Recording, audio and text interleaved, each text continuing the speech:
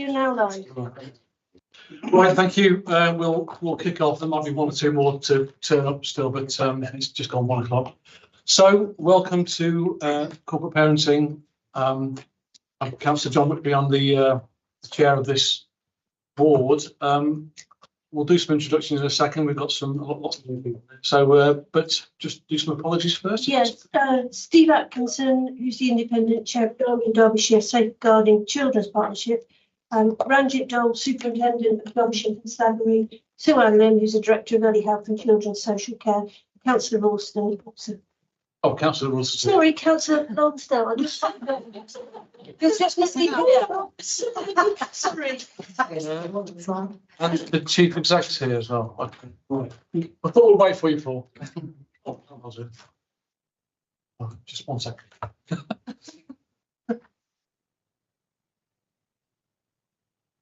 Okay, right. Let's do some introductions. So yeah, Councillor John Whitby, chair of this board, and tomorrow. Fiona Coltman, Head of Early Health Services, and Angelina Sue Ann Lim. Ellie Ormond, Deputy Head of Early Health, here to present the mission. Okay. Councillor Nicola Ralston, Respondent Ward. Councillor Jamie Morpole, I'm Vice Chair of the CC, and I'm Councillor for Oakwood Ward. We've got Councillor Cornwall Ashfield for everyone. Councillor Kirk Cross, Alveston. okay. Nikki Smith, the Assistant Director of Children's Commissioning at the Integrated Care Board. Pete, designated nurse for children in care in Derbyshire Integrated Care. Jo Groombridge, Derby Children's Rights Service Lead. As well, from Change Grow Live, Cluster Manager at INUC, Jo with her project on the Derby Rights Service. Special guests. Alicia Ahmed, I'm the next deputy. I'm Harmon Kaur, I'm the current deputy and here to represent young people. Mahmoud Sir, Derby Youth Mayor, representative of young people. Laura Bradley, Participation Officer for Children in Care and Kelly. New chair. Hi, you came down to fetch me. I've put in on the Apologies. Yeah, I didn't get a notice. I'll get your seat. Brilliant, mate. Thank See you ya. very much. Yeah. Good to see you. Good to see you. Thank you. Should we just Luckily, I leave do. you in somewhere here? It's me. Yeah.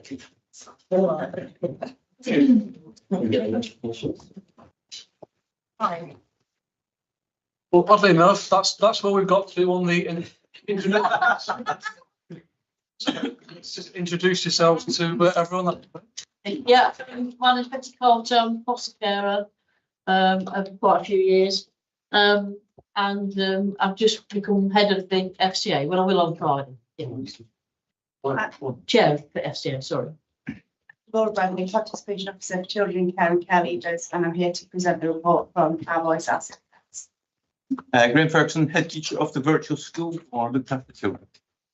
I'm Stephen Stockley. I'm the Registered Service Manager for the Stay in Close programme, and I work in leading care and specialist services, and I'll present for Stay in Close. Hi everyone, there's Akhtar, corporate parenting. Good afternoon, everybody. Paul Simpson. I'm the Chief Executive of the City Council. Hi, I'm Andy, the Strategic Director for People, so I'm the Director of Children's Services. I'm Maria Murphy, Managing Director of Derby Homes. I tell you what, we've got all the big guns here. This is fantastic. Okay, right. We better do some declarations of interest. I've just come from my fostering panel actually, so I'm Derby City Council foster carer. Are there any other declarations of interest? Wonderful. The minutes of the meeting held on 31st of October. Was any issues or matters from that anyone's got? Those that were here? Okay, we're okay to accept those? Yep. Wonderful. Thank you. In that case, it's item 5 and Laura.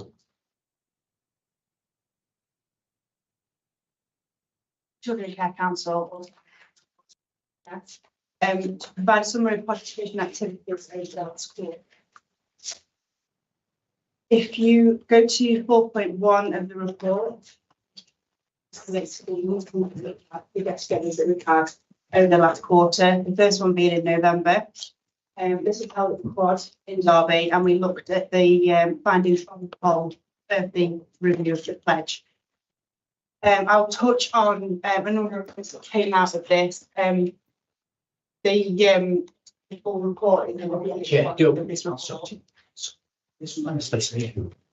but the main points that came up from this were that young people felt that they weren't aware of the pledge or they hadn't seen it. 50%, which I'm sure we can all agree is quite a high number, felt promises were not kept. However, this was subjective and put into context, and it was quite circumstantial to their own situations at that point and their own perceived reality of how they were being treated. All points were important and should remain in a reviewed document. So the results were further discussed in the meeting with a discussion around the wording of the document, and young people did feel that it wasn't worded appropriately, and we do need to look at making it a more child-friendly document. So I'll be speaking to the relevant services to do a reword on the document and ensure it is more child-friendly, along with the overall look and design, which also came into discussion. They did feel it was very nice to look at. I'm sure everybody's seen the pledge. It's down in the main foyer, really quite large. So hopefully within the next few months we'll have a reviewed document up there. Another exciting opportunity came out of this meeting with the Strategic Director for People Services attending to discuss the National DCS conference in the summer, which we were invited to attend with some young people from the group. We are hoping to attend this with around 4 to 5 young people and present a short film around breaking the stigma, which is a project that I will speak about later on in the report. We also had a get together in December. All there having some fun. This was a non-consultation evening. It was just as a thank you to young people for taking part and engaging with our consultations. And as you can see, we had a great time. Just before you move on, the meeting in November, representation wise, you've had quite a low in sort of input. How many people were there? What? It was extremely low. But what I do want to say is the poll, we was looking at the findings from the poll. The take-up was much higher on that, and I have discussed previously, we are appearing to have better engagement when we do electronic surveys or send out polls or consult via a different method than just the meetings. But I do appreciate, it is a very low number to have one young person, and also frustrating for her as well, because quite often it's the same young person that has that commitment to it. But as I have mentioned in previous committees, that we are looking at different strands of the Children Care Council. So we've got the meetings, but we also have young recruiters. We have get-togethers. We've got school cluster groups. So we're trying to tap in to where young people might be, rather than trying to get everybody to come to us. I think, Laura, the discussion we had at the team meeting last week was about it being young person led rather than us leading it. And if they're the ways that young people feel they want to communicate with us, we should really acknowledge that, shouldn't we?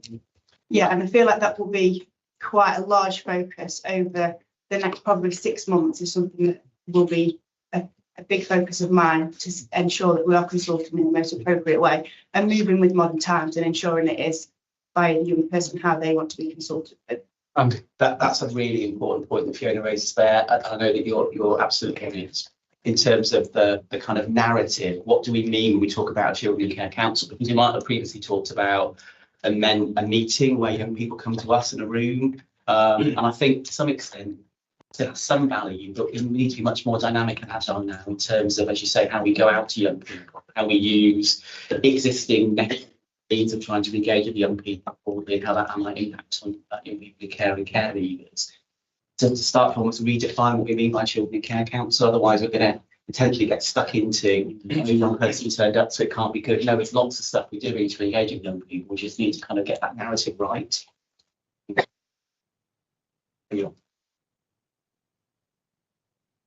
Just touch on quickly, it feels like such a long time ago, in 4.2, the Christmas card competition, with an image there of the winning design.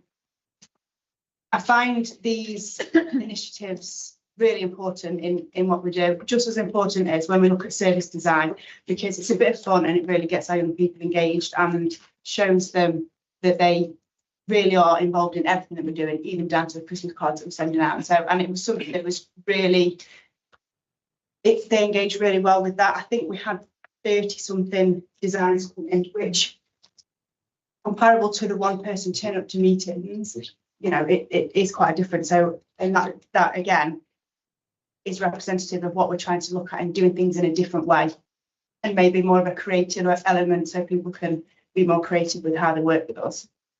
They were excellent as well. They were really good.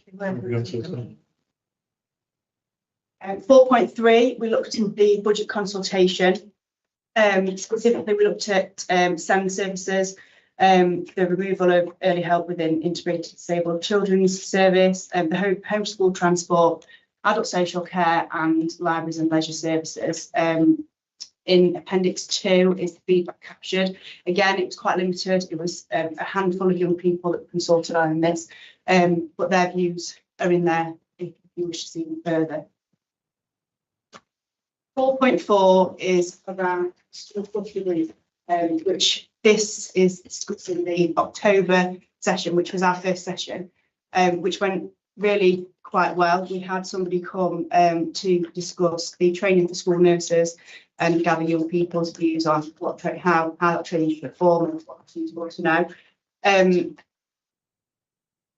The further information is in Appendix 3, but I just want to add to this because it's not reported in this report to time frames, and it will be in the next report. But we've since had another school cluster group, which was the 6th of February at Woodland School. We had a lot of support from the virtual school. Graham's team were instrumental in ensuring that we had a great session. And it's the start of our Breaking the Stigma project, which I will report on in the next quarter, but I just wanted to make people aware because it's really important to us and it is going to be a really big focus for us over the coming year. We're looking at breaking the stigma around children in care and how young people feel that they are perceived by others, by their peers, people in school, and even on into adulthood. And I want to say thank you to the virtual school as well, and we're really grateful for the support because we're working together to create a film which we're hoping to take to the National DCS conference with Andy as well, to promote breaking the stigma. And this is allowing our young people to give their voice around the barriers that they come up against and the negative comments or feedback they get, and try and turn that around and change the stigma around that. So that's a project we're working on. We had the first session, as I say, in February, and we've got 4 further workshops coming up over the next month. But it's just a really exciting project, and I wanted to make you all aware of that. 4.5, residential participation. I continue to liaise with colleagues to develop appropriate methods of consultation. This includes me going out to visit the residential homes regularly. We've moved away from the more formal approach. It was quite a formal arrangement when I went into the homes, and we felt that young people saw it as another meeting or another person coming to see them to do a review or some consultation work. So we tried to make it less formal and maybe just pop in tea and start to build those relationships, and it really is making quite an impact. 4.6 is room for change. And this comes from the previous committee where it was suggested we looked into the barriers of why young people may not attend our sessions. This poll will be going live in the next couple of weeks, and it looks to explore why people may not want to attend, including the age range of the groups, which was highlighted at the previous committee. I have spoken with a number of young people in meetings, but also in other sessions that I've had with them, age between 11 to 18. So far, they have stated they wouldn't like to split age groups, and that for them they didn't put it as a barrier. To ensure a broad range of perspectives, we are putting out a poll to all children in care. 5.1 is around care leavers, and I continue to work alongside personal advisors, staying closely to support participation with care leavers. I also am the support of participation evidence and continue to support with that piece of work. Are there any questions? Could I just ask a question about care leave? Yeah. Are you getting any info about difficulties with getting UC and support from DWP where it should be? It's not something that I've come across, but I wouldn't say that falls directly in the kind of work that I would be doing. So No. there is the Care Leavers Forum, Yeah. which is similar to the Children and Care Council, where they meet and discuss various topics. From my understanding, they choose issues that they want to look at. Yes. It's not something that's into my. Yeah. Thanks very much. Come on. You said that you're making a film with young people about the stigma that they experience. Would it be possible to share that with us? Because I think it would be really helpful for those of us who are on this committee to see that film. Yeah, of course. Once the film is created, we are showcasing it in a variety of places, one being the festival, virtual school, the national conference with Andy, and I've hoping online and school can. So I'll for sure show it in this committee. Excellent. Anything else for Laura? Well, thank you very much. I think we shall note the report. Is it right? Yeah, okay. Cover the contents and feedback from our voice as success. Thank you very much for that. Next item is, it's Graham, isn't it? The virtual school. Yes, it's okay, Chair. I've done a presentation which might help people to follow the report, if that's okay. So if I could share my screen.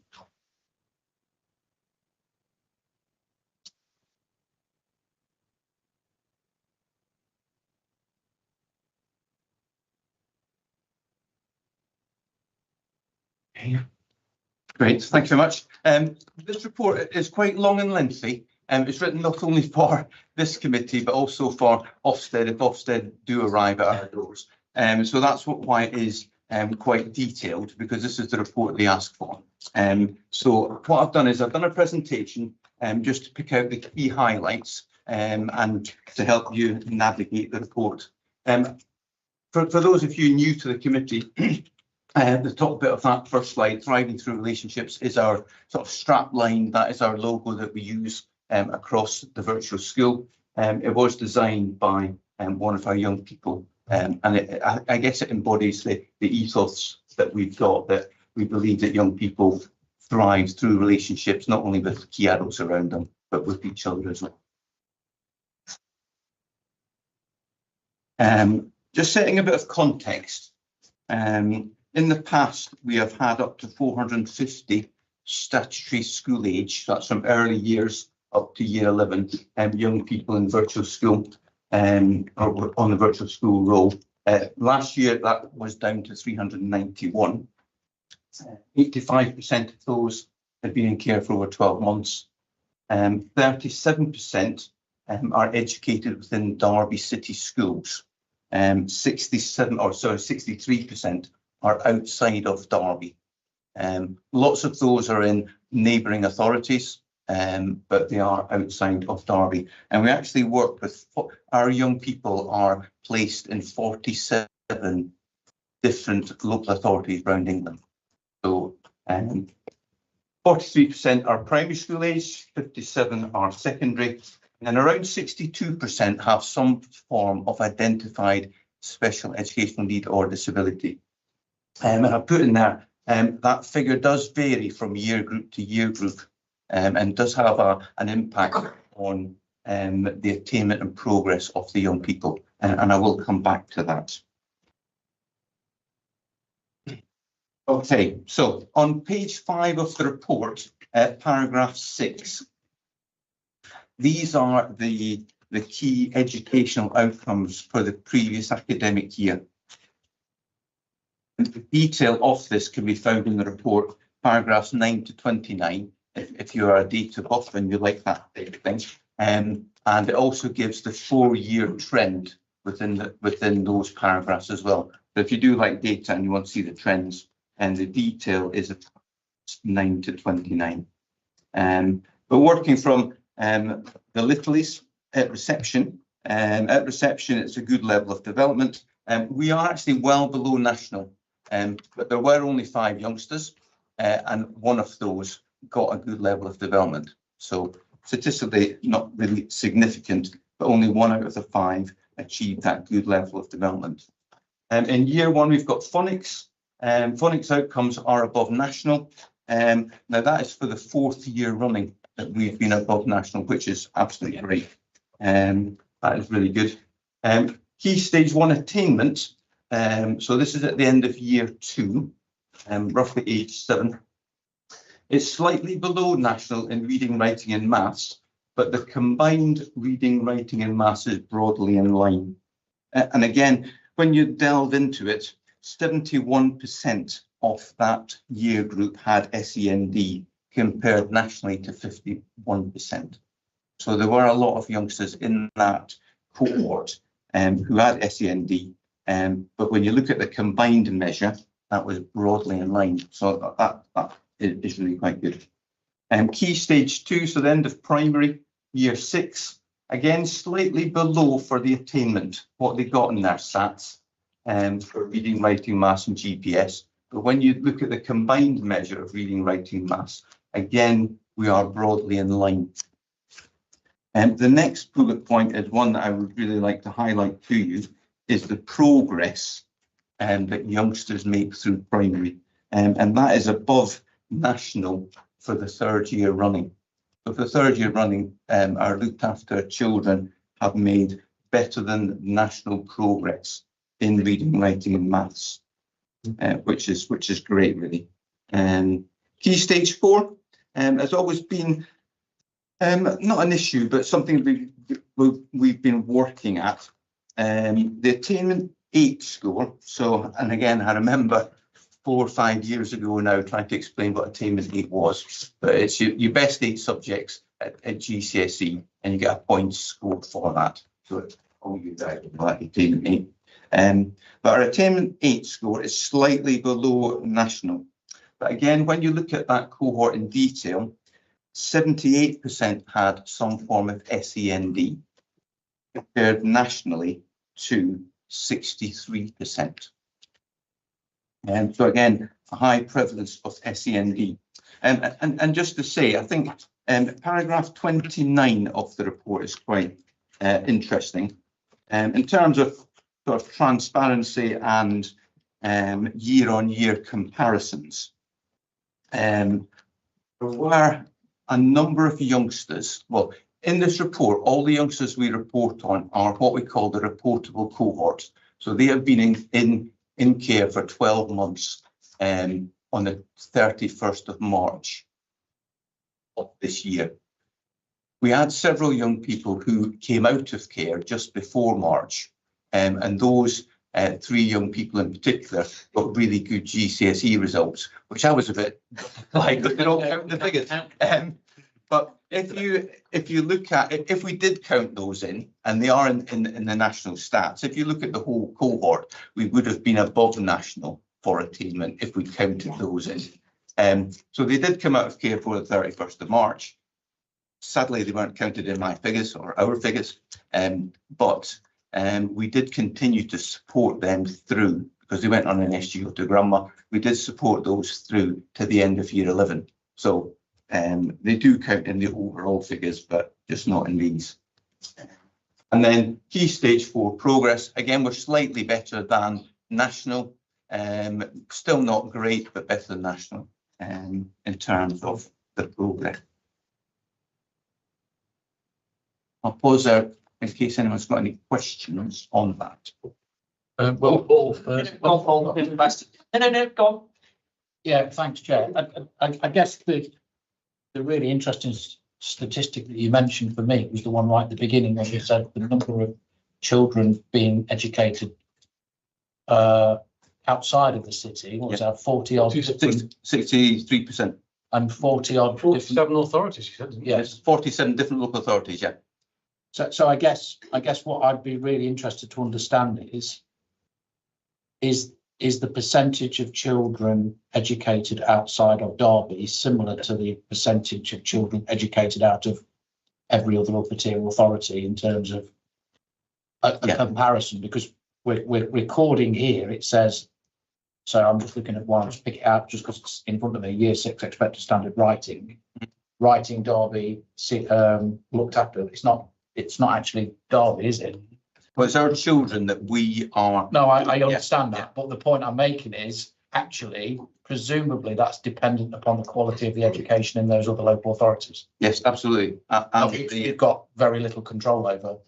Yes and no. I think that's why virtual schools are in existence, to be that advocacy service for those young people, to make sure that through the PEPs that they are getting what we think they should be getting.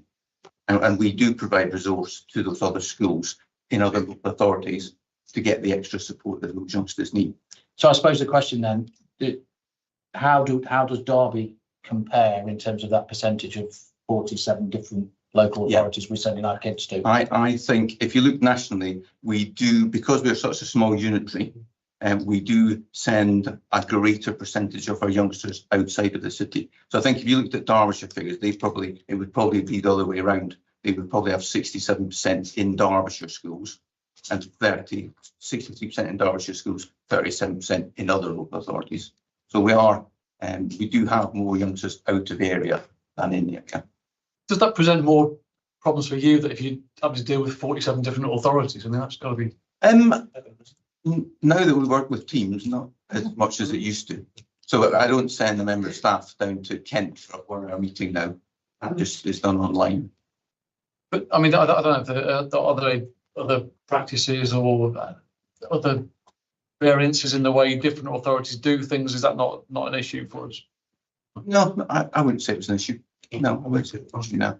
James first. It's relevant to what Yes, was just said. you go first.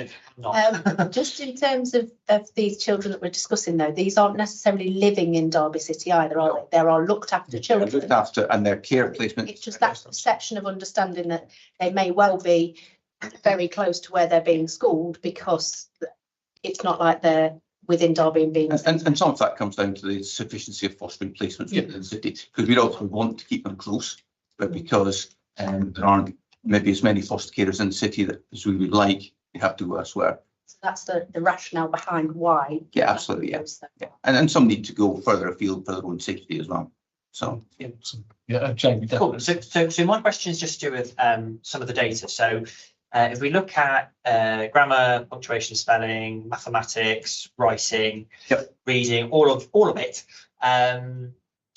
Between 2018 and 2019, we were onto something special because everything was going up national. And then woe behold, then an event happens, and there's the pandemic and COVID, and everything dropped significantly. So my question is around how much of an impact has the pandemic had on the education of these children? And then my second question is, how are we going to make sure that we get back to sort of at least parity with 2019? How are we going to close that gap? 2019, well, I wanted Ofsted to come in 2019. They were delayed. Why 2019 was so good was because we had a much lower percentage of SEND youngsters in that cohort. And that was the reason why those were so good. So if you look back to the report for 18-19, I think it was, you will see it written in that report, the caveat. This was a very good year because we had a much lower percentage of SEND children. Oh, some comment. Just a quick question, really. When we see the figures for Derby and national, are the national figures the figures for children in care, or are they national? So it's not general national. Cool. Some really good stuff there, Graham. Particularly that second bullet point about year one phonics outcomes above national, and it may be helpful and illustrative how you work as virtual school to make it clearer to people around the room who don't really understand what you do. But because it can be that you don't understand what kind of interventions you make. But that's really impressive that we've got so many kids who've got SEND, may not be in that cohort because they're so young, may not be given the diagnosis, but certainly might have one that's not being diagnosed.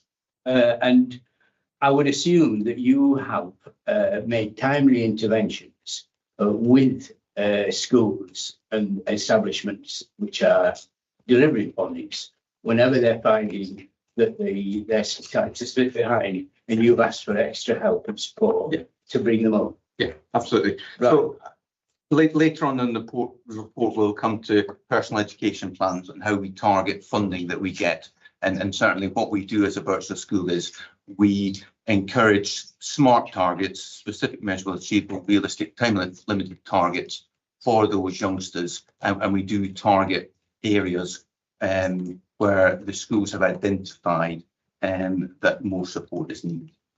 Yeah, and basically phonics is a springboard to access The to curriculum, yeah, curriculum, absolutely. particularly the written word, and certainly in terms of writing and reading.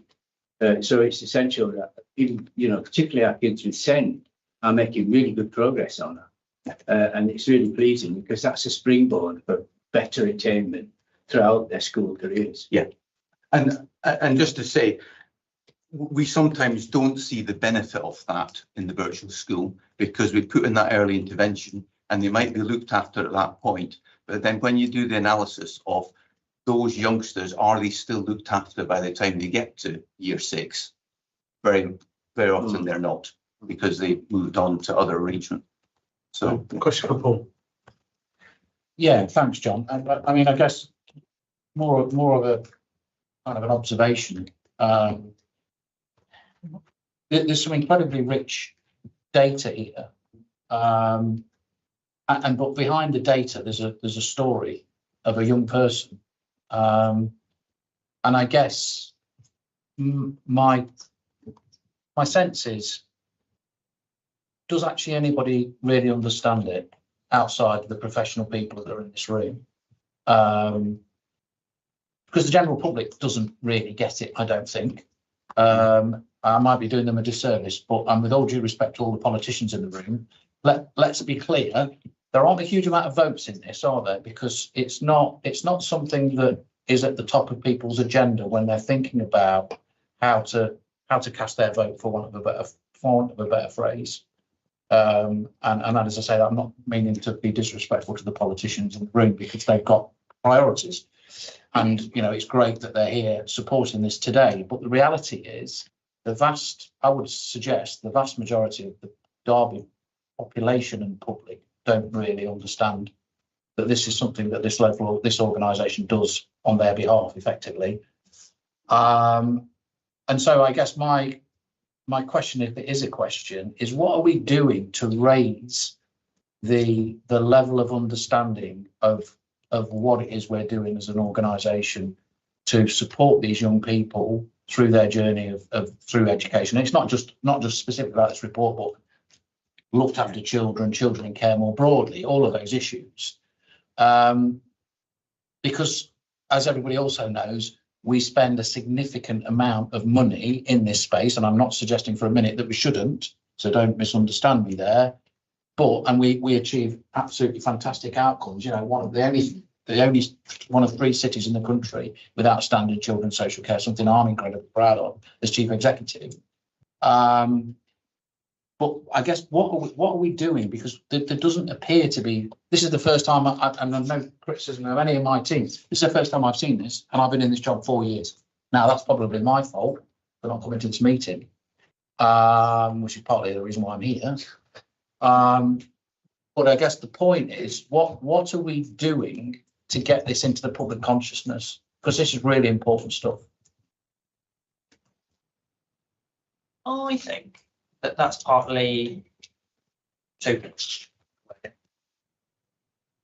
our responsibility. So me, because John, Nicola, and Councillor Ashby, as politicians, to start to have that conversation with our communities. I know that I've got quite a number of parents that have children with special educational needs, so it's something that is on my priority list, but it's not something that I think, unless it affects your family, doesn't really get much traction and doesn't really get much airtime compared to everything else. Exactly.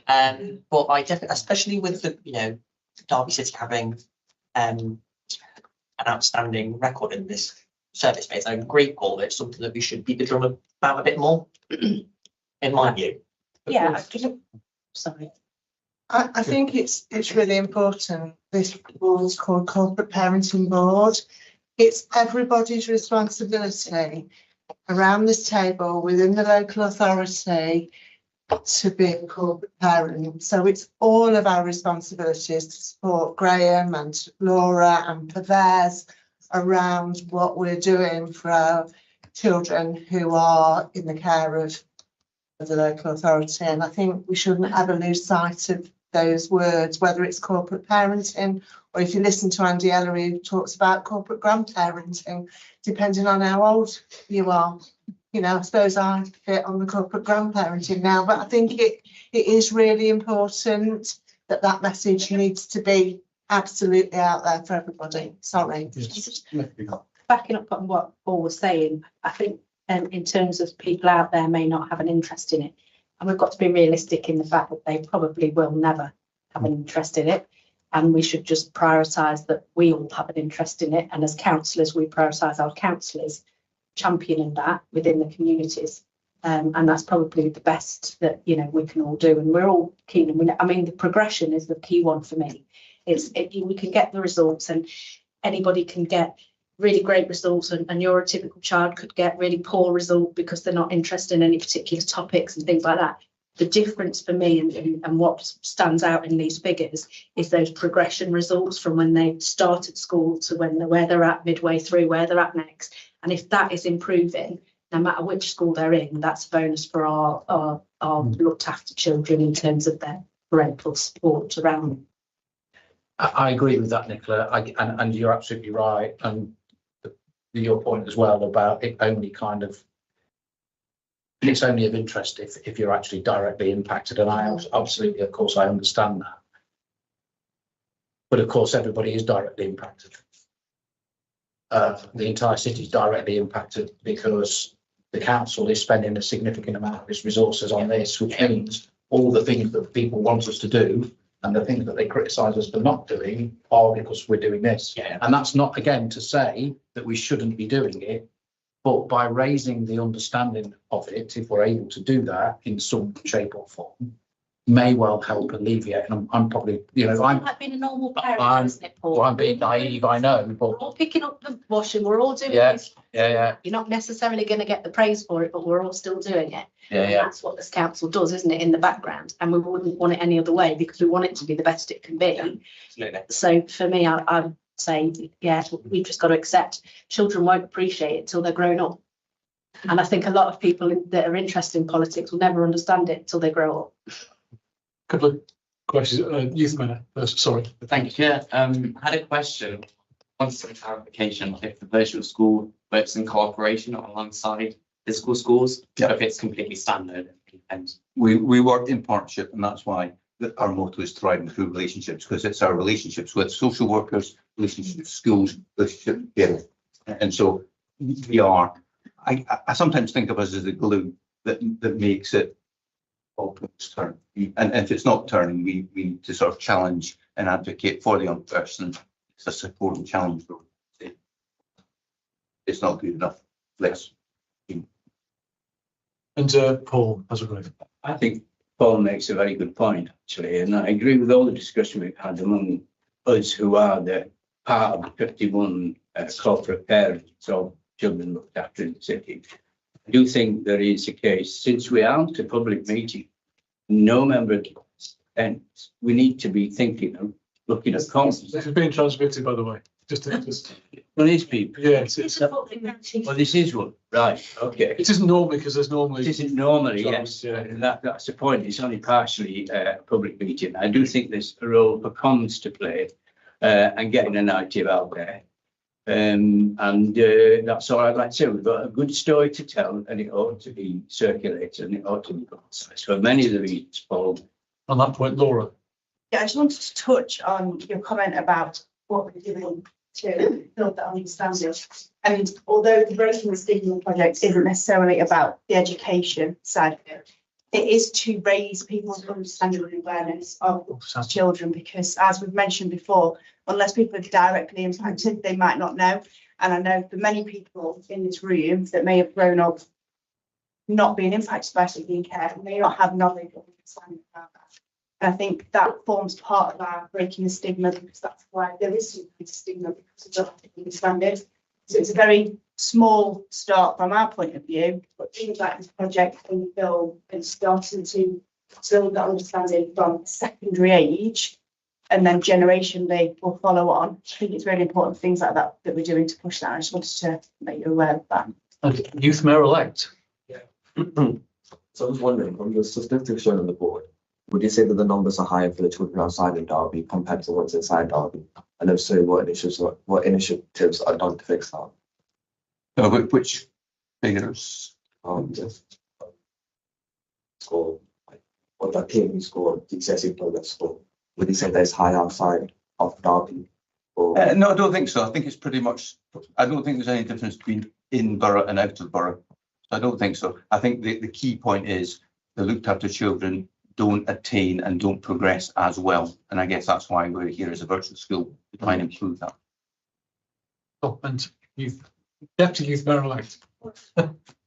I understand that the virtual sessions accessible to us and beneficial to us, but how do they benefit the children, those from like poorer backgrounds and can't really access technology, or those that live in environments where it's a bit noisy and harder to have the online meetings? Yeah. But so I think this is where COVID hasn't really helped the virtual school, because we've all now moved into this virtual world, haven't we?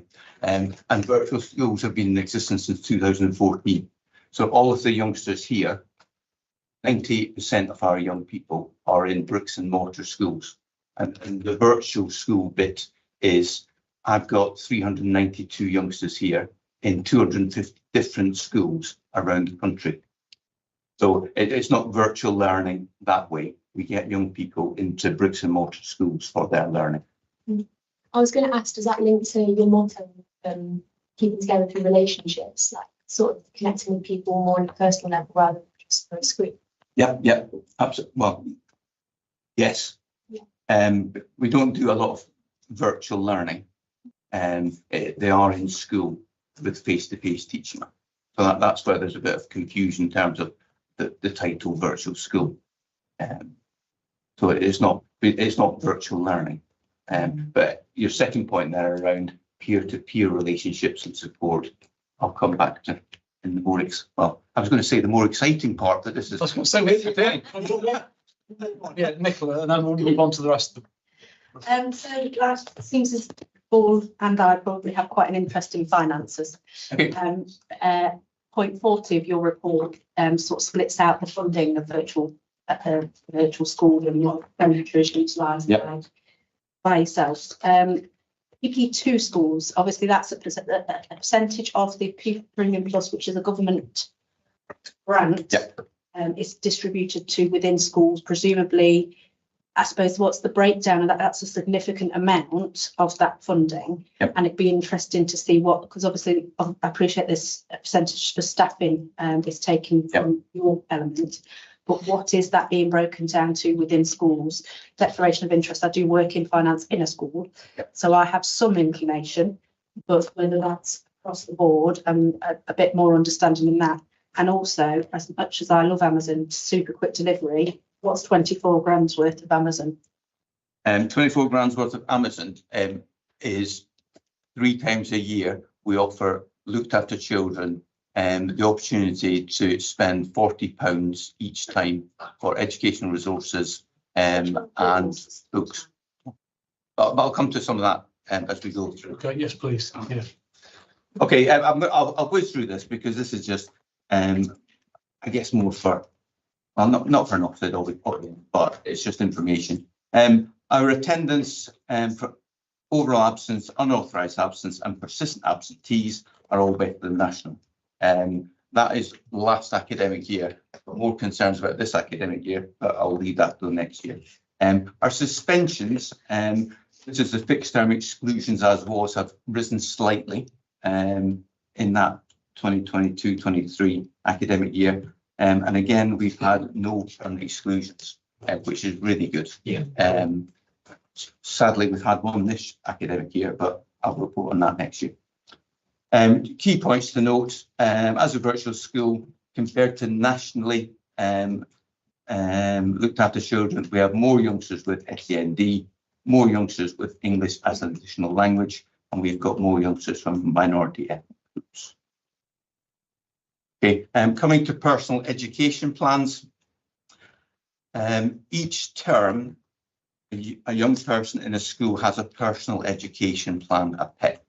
And it's at that PEP that the carer, the virtual school, physical school, the social worker, and any other key adults around that young person meet to discuss education, what's happening for that young person.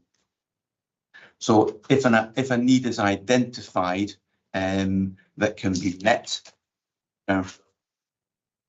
maths tuition, tutor, and some social, emotional, mental health support, it's identified in that meeting, targets are set, and pupil premium plus funding is allocated against those targets. So as each virtual school across England has its own pupil premium plus policy. The way we do it is we fund according to need. So if a youngster needs a lot of support, we look to meet that need. If a youngster doesn't need any additional support, they don't get any pupil premium plus money. Okay, so that's how we do it in our virtual school. So a PEP is done 3 times a year, targets are set, money is allocated to the school or against those targets if necessary. Yeah. This slide here just shows the completion rate. For each of the PEPs, the designated teacher writes a bit, the social worker writes a bit, and then I quality assured. And in 2022-23, that process took 14 days, which is actually 3.5 days quicker than it was the previous year. So that's good. At the bottom there is the quality assurance of each PEP. The graphs are slightly out of sync because they're screen grabbed from 2 different places. But you can see in 2022-23, the number of red PEPs, the ones that weren't acceptable, the amber PEPs, the one that requires improvement, they've reduced, and we've got more green PEPs. So that's really encouraging. This is the split of the funding that we have. The majority of our funding does come from DFE grant funding through pupil premium plus funding. So that is the biggest chunk. The recovery premium and the school-led tutoring money are both government responses to COVID. The recovery premium funding has now finished. The school-led tutoring funding finishes this year. The extended duties funding is because virtual schools have deemed to have been successful nationally, and we have been given additional duties. So we now have some strategic responsibility around all children with a social worker, so children in need and child protection. And we also have some responsibilities around the post-LAC, so youngsters who have become adopted or gone on to SGOs. Down the right-hand side there is where we spend that money, and I'll come on to some of those activities as we go to these things, which is the exciting part. This is what we do, which actually impacts the lives of young people. So if we look at page 20 to 22 of the report, so paragraphs 42 to 54, some of this has become business as usual over the last 3 or 4 years. But again, for new colleagues around the table, it's probably worth highlighting some of the things that we do. So paragraph 43, we commission 1.2 full-time equivalent members of staff from Kingsmead School to work specifically in residential homes. We have a creative mentoring programme. So 19 young people have had 336 mentoring sessions around dance, music production, drawing, painting, singing, those type of areas. We Change, Grow, Live, colleagues in the corner, and we have a mentoring of our most disengaged looked after children. And again, 13 young people have been supported through that mentoring programme. And I guess in the report, there are some case studies of the impact of that work. Paragraph 46, Speech and language support, and again, it comes back to phonics, the literacy stuff that we talked about earlier. And we do, and we make available some specialist staff to work with young people with literacy skills. The encouraging reading we talked about with Amazon, £40 3 times a year to buy books or educational resources to support their education. We get some really good feedback from foster carers around that in terms of opening the Amazon packages and choosing what they want, which is great. We send out a Storytime magazine. So 148 looked after children in primary school age get a magazine which they get once a month, which is they enjoy doing. We do provide one-to-one support for children who haven't got a school place or they're in the admissions process.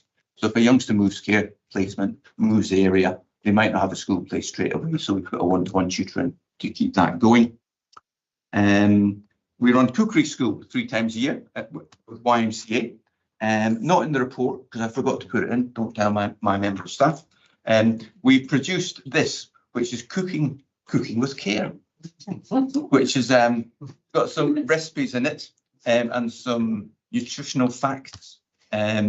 It's got the glossy cover, so when you're actually cooking it and spill something on it, you can wipe it off. But we give this to all the young people who leave care or go into independent living. So that's quite nice. You can have a look at that if you want. We did send one to Yvonne actually, which she really appreciated, Yvonne Williams. So we do cookery school. At the top there on the pictures there, some of the stuff. Third picture from the left at the top is Gary, the chef at YMCA. Again, teaching assistant support, West Park benefit. They've got a lot of our looked after youngsters at West Park. So we pool all their pupil premium plus together and we fund a teaching assistant with them. And we have widening participation events at University of Derby. Cromarty model, which we've talked about, which looks at a framework of measuring progress of young people broader than the educational attainment and percentage attendance. Sewing Club, paragraph 54, pictures at the bottom there and in the report. These are all things that our young people have made, working with one of the local creatives at the Museum of Making. This academic year, we actually call it Creative Thursday. So every Thursday night there is a creative activity where we work with local artists. All of these clothes the youngsters have made, the rucksack they've made, all from sustainable fabrics. They are so talented. And I did, well, one of my members of staff was off poorly for a while, so I actually went and did the sewing club. It was great hilarity. And I made this over the shoulder bag, the little slip thing. Made it for my daughter, who's now sort of, well, she was 20 at the time. I took it home proudly to present it to her. She wasn't overly impressed. But anyway, I didn't make it. So, but yeah, sewing club. So this actually, well, this term they're making a tracksuit top. Next time they're making tracksuit bottoms to match the tracksuit top. Really good. And using the local cultural venues. So we use the quad. Again, I'll report next year on the animation workshop that we've run. Okay, so additional things that we've done the last academic year, with our wider responsibilities around all children who are involved with social care. We've done something called Nature Explorers, and we've worked with St James Infants in the City and the University of Derby, and we've had a 5-week Nature Explorers project for children who were really quite dysregulated in school. Didn't like coming to school and caused issues in the classroom. So we took them out. We did this 5 weeks worth of Nature Explorers with them, and the results were phenomenal in terms of the youngsters coming back into school, being regulated, wanting to learn. And on the last session, they actually took their parents to Darley Park and showed their parents what they've been doing, which was great. The other thing we're doing is we are co-funding apprentice teaching assistants. in schools to work specifically with children with a social worker, and that's going really well. And then the Virtual School Festival. Last summer, we had for the first time our Virtual School Festival. So we had almost 160 young people and parents at the Bustlers Market. We got all the creatives that we could muster to do 30-minute workshops. And as a result of those workshops, we asked them whether they wanted to do more activity along those lines. A lot of them said yes. So as a result of that, one of the things we started was an animation workshop. And that animated film is actually currently showing in the quad. And they've got a young makers, young artists exhibition for young people in Derby who have done something artistic. And our film was selected to be on the screen, our animated film. And that's, yeah, that was really good. So we're going to do more of that. I'm whizzing through now. I'm not going to read that through. It's in the report, what we're doing in response to our wider responsibilities, which is slightly outside the remit of this committee. Training, we have a very extensive training offer. Paragraph 61 in the report shows what that is. The training is open to obviously school staff, social workers, carers, parents, and anyone who works with a young person. It's been really well received. The virtual school has been at the forefront of looking to encourage relational practice, believe it or not, in schools, so that youngsters actually want to come to school and have a relationship with their teachers and staff in schools, which you might think is a bit of an oxymoron, but we are looking to encourage that in terms of relational approaches, and that has gone down really well in schools. We have a vision that we will become an attachment and trauma-informed city. So we've got an e-learning programme that we've developed, and we've got 1,800 staff now across the city having done that 8-module e-learning. And then those are the priorities that we are currently working through this academic year. A bit more CPD. We want to improve maths outcomes at GCSE. We have been given some post-16 pupil premium plus funding for the first time, so we need to have a policy and a process for getting out. Attendance is something that we need to keep working on. With all the creative work that we're doing, we're looking at the virtual school being accredited as an Arts Awards Centre, so that youngsters who do all the Creative Thursday activity can get a qualification and a certificate for that. Yeah, and I think that's it. Yeah. Okay. Thank you. Sorry, almost like a whole year. Okay, well, try and keep a lid on this. We've got a lot of questions already, but Paul, just on paragraph 40, you were saying that the recovery premium and school-led tutoring fund is now not going to be continued. Yes. Do you think that will be to the detriment of the pupils in our virtual school? I think it's been extra money. It's been a nice to have. So, in all honesty, what I've done with those two funding streams is I've added it to pupil premium plus funding. So we just had more pupil premium plus funding down. Nicola? Yes, please. Thank you. Thanks, Graham.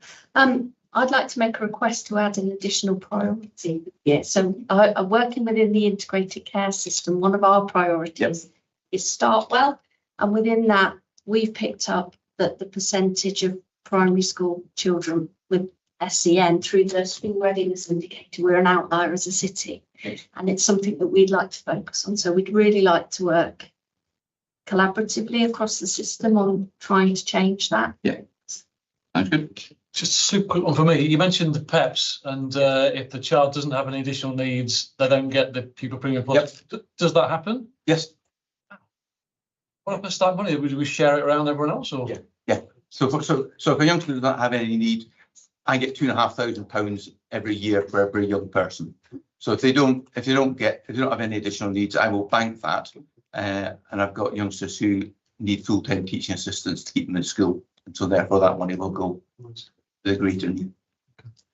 Well, thank you. I think we'll try and draw it, Nicola. Sorry. Well, last go. All right. Okay. Right, couple of things, picking up on what Nicola has just said. I'd echo that Derby's always been an outliner, and it's something that I've been saying for years, is we should be progression planning. We should know where these children are now and where they're going to be in the next so many years. But obviously, presumably, one of the things that makes up that knowledge base of what our children are in looked after care is an educational psychologist. And I'm a bit shocked on the funding for that. I'd expect that to be a lot higher.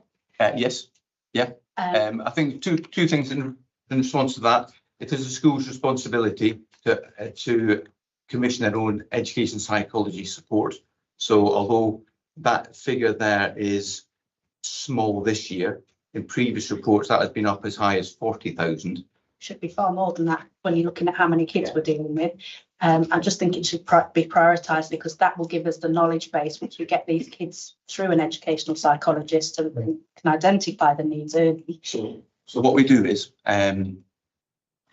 if a school is in Birmingham and the young person needs an assessment from an EP, education psychologist, we will pay through Pupil Premium Plus for that. The money identified in here is the money we specifically commission our own education psychology service to do work locally in emergencies where a school says to us, we spent all our EP money, this youngster's come to us, they need an assessment. Part of the reason why it's only 15,000 and not 40 is because of the capacity of our own EPs within the city. We still struggle to get.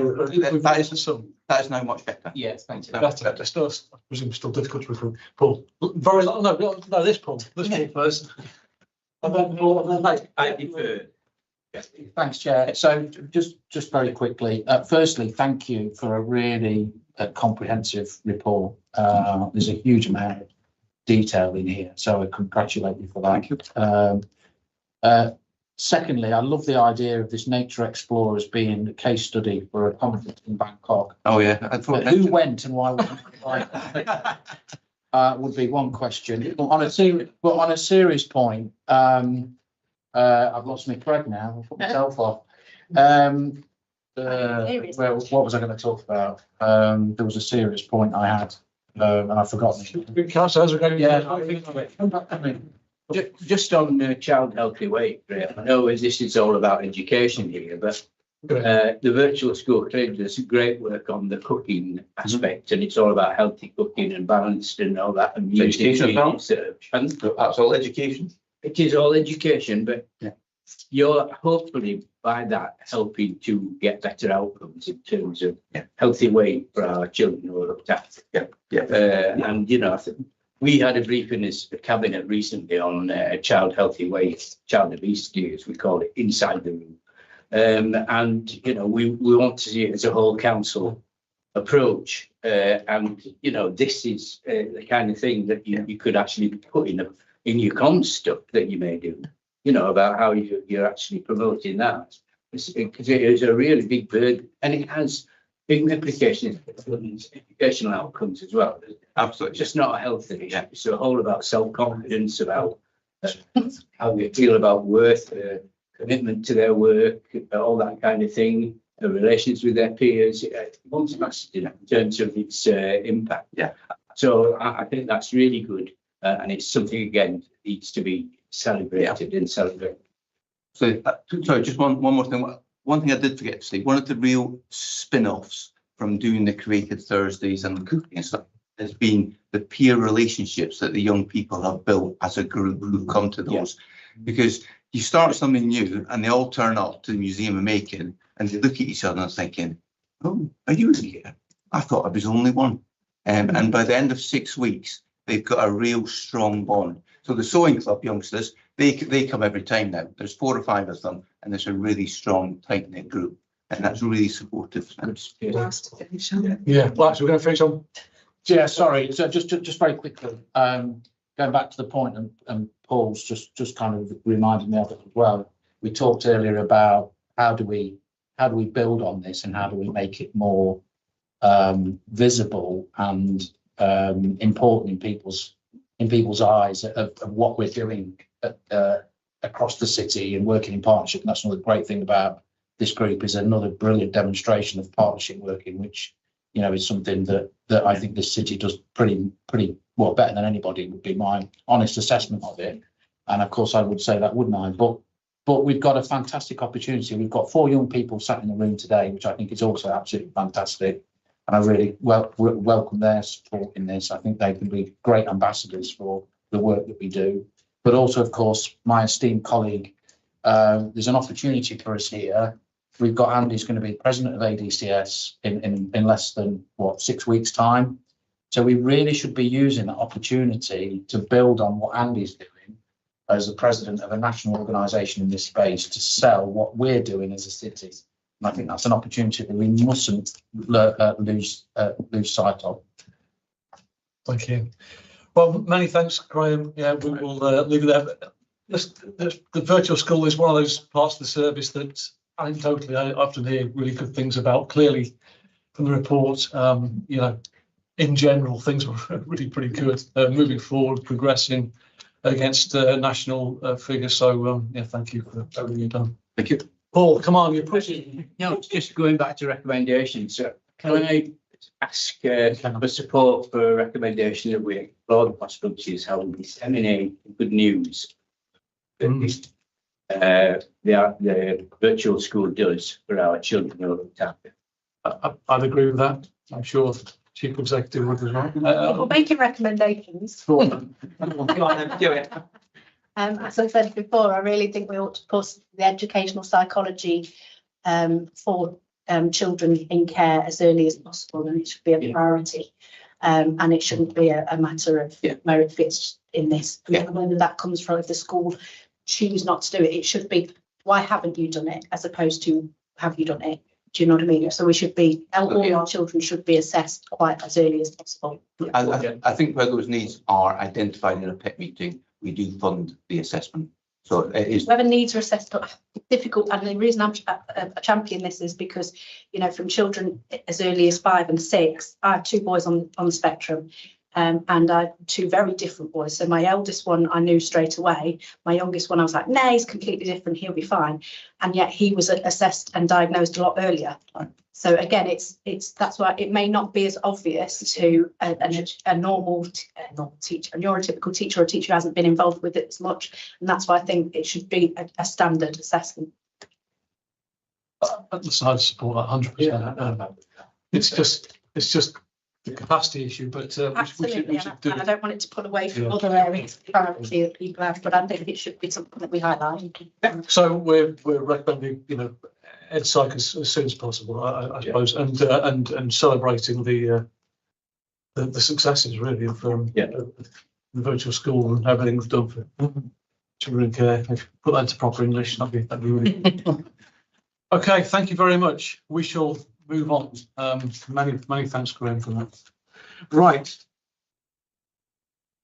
So item 7 is update report on children in care missing. That's me. Introduction of the presentation. That's it. Of course, yeah, absolutely. So this presentation is hand in hand with the reports. I'm just going through the highlights really. So the figures are on January last year to December last year. So in total for looked after children, there was 525 missing episodes, and that was for 74 young people. Just to put that into context, for the whole of Derby City, children who went missing, and that's unknown to children's services, but also open, and that's our early help and our social care teams, there was a total of 1,562 missing episodes.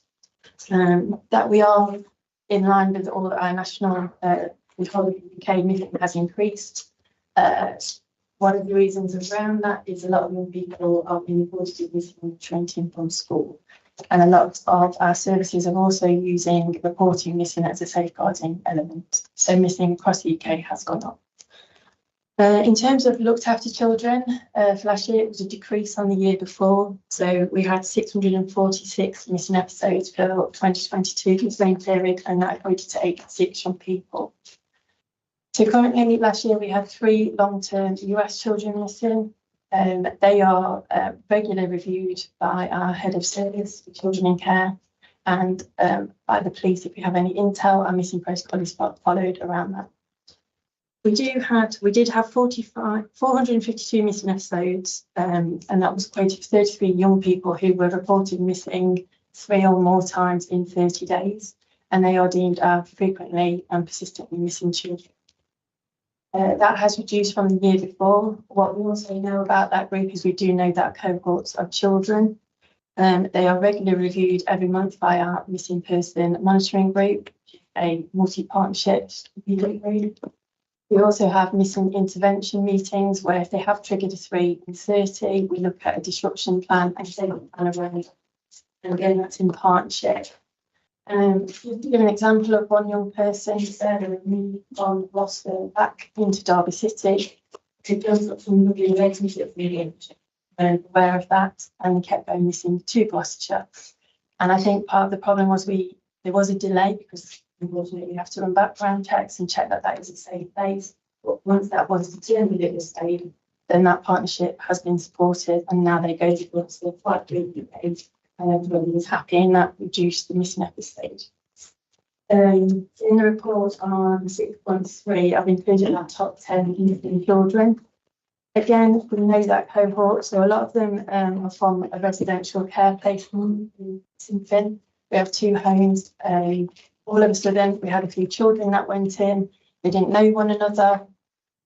They had to form relationships with staff, form relationships with one another. That unfortunately led to quite a lot of persistent missing episodes. But once those relationships were formed, individual young person was built relationships that we were able to reduce that missing episode, and that can be seen in the report. That's the question. These are hands. I suppose something we've talked about in previous meetings around the turnover of staff in those homes, and whether it's stabilised now and whether it's part of that blip, or if is that correct? Am I not? I don't have the answer to that, fortunately. I mean, I can answer that broadly. I mean, we've still got significant challenges around the recruitment, retention of staff in our children's homes. So there will be churn. There will be staff that move around to cover shifts. We haven't got a consistent workforce across all of the homes. And that's it's like with anywhere, if you've got children of teenage age or around that age, there's no consistency there. They get the boundaries. Yeah, it may well impact on things like consistency of key worker, amenity, relationship building, those things that we know impact on how stable children are in children's lives. And has this been significantly increased from year on year? Do we get to a year on year thing, or is this just for this year? This is just for this year. So the year before, residential was also low. So actually this year was 2023 in terms of residential missing, so they were low. So what we found last year was more our 16 to 17-year-olds who were looked after in what we call our semi-independent living. That will follow our homelessness protocol. So that was more of a cohort. I think in terms of residential, it was just that one small group within the 2 residential homes. So that is a probably different trend from the year on. Yeah. Okay, sorry. Thank you. So for the 525 missing episodes, over 400 of those were in the last 12 hours. Now we record not to 12 hours because that's what the police record on. If I was to go about that, say at least 85% was only 0 to 4 hours. But we have to follow the missing protocol, and obviously a lot can happen in 4 hours. So it is taken very seriously. In terms of some demographics, young males have the highest number of missing episodes, about 525, we have 310. And in terms of ages, most missing episodes go missing between the ages of 13 to 17, and we have that spike at 16. Again, I think that falls in line with the number missing. It looks like to be semi-independent. So it kind of corresponds with that. And there's more males in care as well. Yes. Yeah. We have got obviously a low number of transgender, but what we've recently found with Derbyshire and the police is that we possibly need to look at how we report on that. You don't think we've got that much? So we only do a bit of work on the consultants. Sorry, Most of them. when you say we haven't got it right, what do you mean by I that? think in terms of how we record it and how the police are recording it in terms of Denver, and we need to do some work with our police colleagues and that, and also then I get our systems in line with how they're recorded. So I suppose for me, it's, I don't see the relevance of whether they're male, female, or transgender. I think in some reporting committees, they want to know that.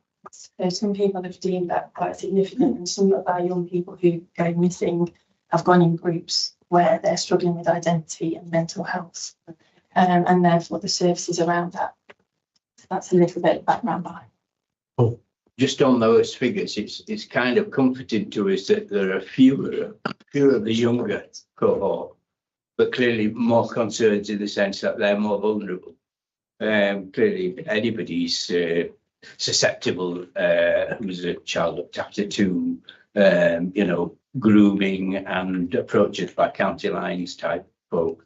But those younger ones, is there any special effort made when that? Is there a particularly loud alarm bell when it's a younger person and the police are even more vigilant? Obviously, every missing episode is given a return interview. If they are at that significant age, automatically a social worker will go and see them. They'll try and look at reasons why they went missing. Yeah. If it's a placement, if it's behaviour, they try and unpick that, and then we'll also put support in around that. If they do go persistently missing, we'd obviously hold that missing meeting to try and disrupt that and unpick it even further, and again put more resources into that. Yeah, thanks, Gary. That's very. In terms of patients, most of our looked after children who are placed in Derby they go missing and stay in Derby. They don't often go out at all. The Derby is our key area, and that is for all missing children in Derby City, whether they're looked after or not. The food quarter seems to be a place.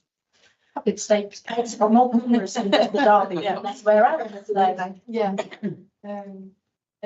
In terms of river gardens and bus stations, they always feature quite highly in terms of our missing children. Yeah, that's where I used to go. I think significantly from working in the council house as well, where Help and Children's Social Care sit overlooks the river gardens, and we have had incidents where we've said, "Oh look, years gone," and you know. It used to be much better hiding places around the river gardens. So many cameras. Local parks, Swindon Park was a big one, which obviously corresponds with our young people in the residential home there. It didn't go very far. Stockbrook Park and Markeaton Park also feature very heavily. And the private addresses is often where our young people will go missing but don't want to tell you where they are. So they'll tell you to come and pick them up, but they'll give you a different address. But we work really closely on our monthly monitoring meeting to try and do mapping around that, to try and see if we can pinpoint actually where they're going. And they often do go missing within that area. That's maybe just a street around the corner or something like that. We do find it really hard in trying to map those locations. And in terms of those locations, obviously we do talk about them at the missing meeting, and we have partners there, and we use our Youth Alliance to make referrals to go and do that place-based risk, to go to those areas where we think the young people, and also that gets followed up to our select meeting, what the high risks and around those areas, so that we can put a bigger package of support from the city-wide partnership. In terms of reason for going missing, it's often following an interview, we find a primary reason of why they've gone missing, and the top three won't be anything that went expected. So of those top three, there was over 350 of the 125 missing episodes were based on relationships, have contact, family, friends, and boundaries. When we put mental health, we do break that down to low self-esteem, self-harm, suicidal ideation, but what we've put mental health there because actually that number was quite low in comparison to the top three.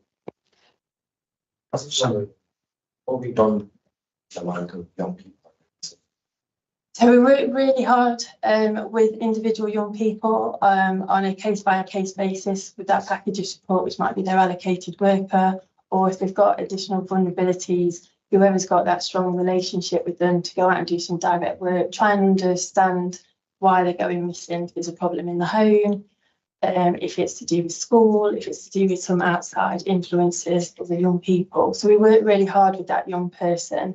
And then also from a multi-agency point of view, if we're not often getting a lot of information from them, but we know where they're going, can we make that area safe for them? So that there's a lot of work that goes into trying to reduce those missing episodes. And if it is around placement, we look at things like that. If it's at their board and these activities, we try and promote positive activities. About people who regularly go missing, when you focus on them, would you say that makes them want to like go missing more often, or like create pressure on them? It's down to case to case, yeah. And it's case by case. Some of them obviously with their vulnerabilities or access, for example, attachment disorder, they do like the sense of somebody following them to try and find where they're going. Obviously, some of them are placed out of area and they want to come home to families, but obviously it's not safe. But we have to try and promote those relationships safely. Because obviously we know for some that family relationships is really important. We want to build on it safely, so it's not done without our knowledge, because actually that could cause them more harm. So some people do other people, if they've been groomed, they won't tell you these things. So it's kind of find out what we know through police intelligence or what we can gather to try and make them safer. So it's a real mix depending on the young person. Can I just ask very quickly, the risk while missing, what's the difference between high and medium? I'm just curious to understand how do you categorise? So we have a CRE risk assessment. So high risk is if they are well known to be exploited by adults. So we've got evidence that they are being exploited. It's often police investigations. Medium is often where we've got concerns with a bit of evidence, but they will still, majority of the time, they would have had a social assessment and then likely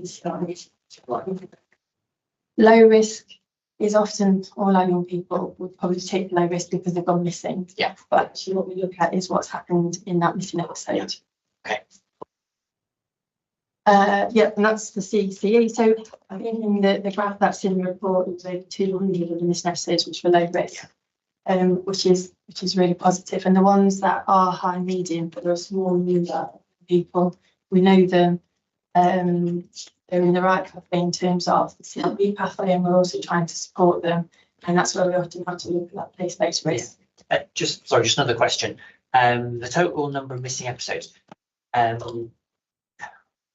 Understand, do some of those missing episodes, do they happen like condensed over a short period of time, or is it kind of over like months or something? Like a 6-week period where they just see the time? It varies. So some of our persistent missings will, so for example, go missing on Friday, they'll go missing on Saturday, they'll go missing on Sunday, and we'll follow a pattern. Some of them you will only go missing once every 3 months if they've had a major blip, say in their placement, or certain regions. With more than consistently missing, we've had 3 or more missing episodes in a month. But obviously that's a rolling figure. So it varies at each individual person. Yeah, thanks, Chair. I guess just building on Jamie's question in terms of, and I don't want this to sound insensitive, so please don't think that it is. But I guess I'm curious to understand. That's the top 10, so it's not the totality. What's the kind of level of resource required by the various agencies to get the person back from wherever they've gone to? So that obviously varies. If often they go missing for a very short period of time and they will return on their own accord. Right. If they are high risk missing, and for example, they've got no concerns around being exploited, police can track them through their phone. So there is real resources that goes into that, but that's obviously a police led.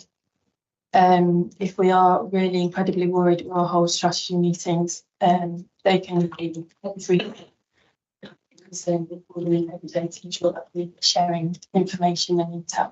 So it can be quite a lot of high resources.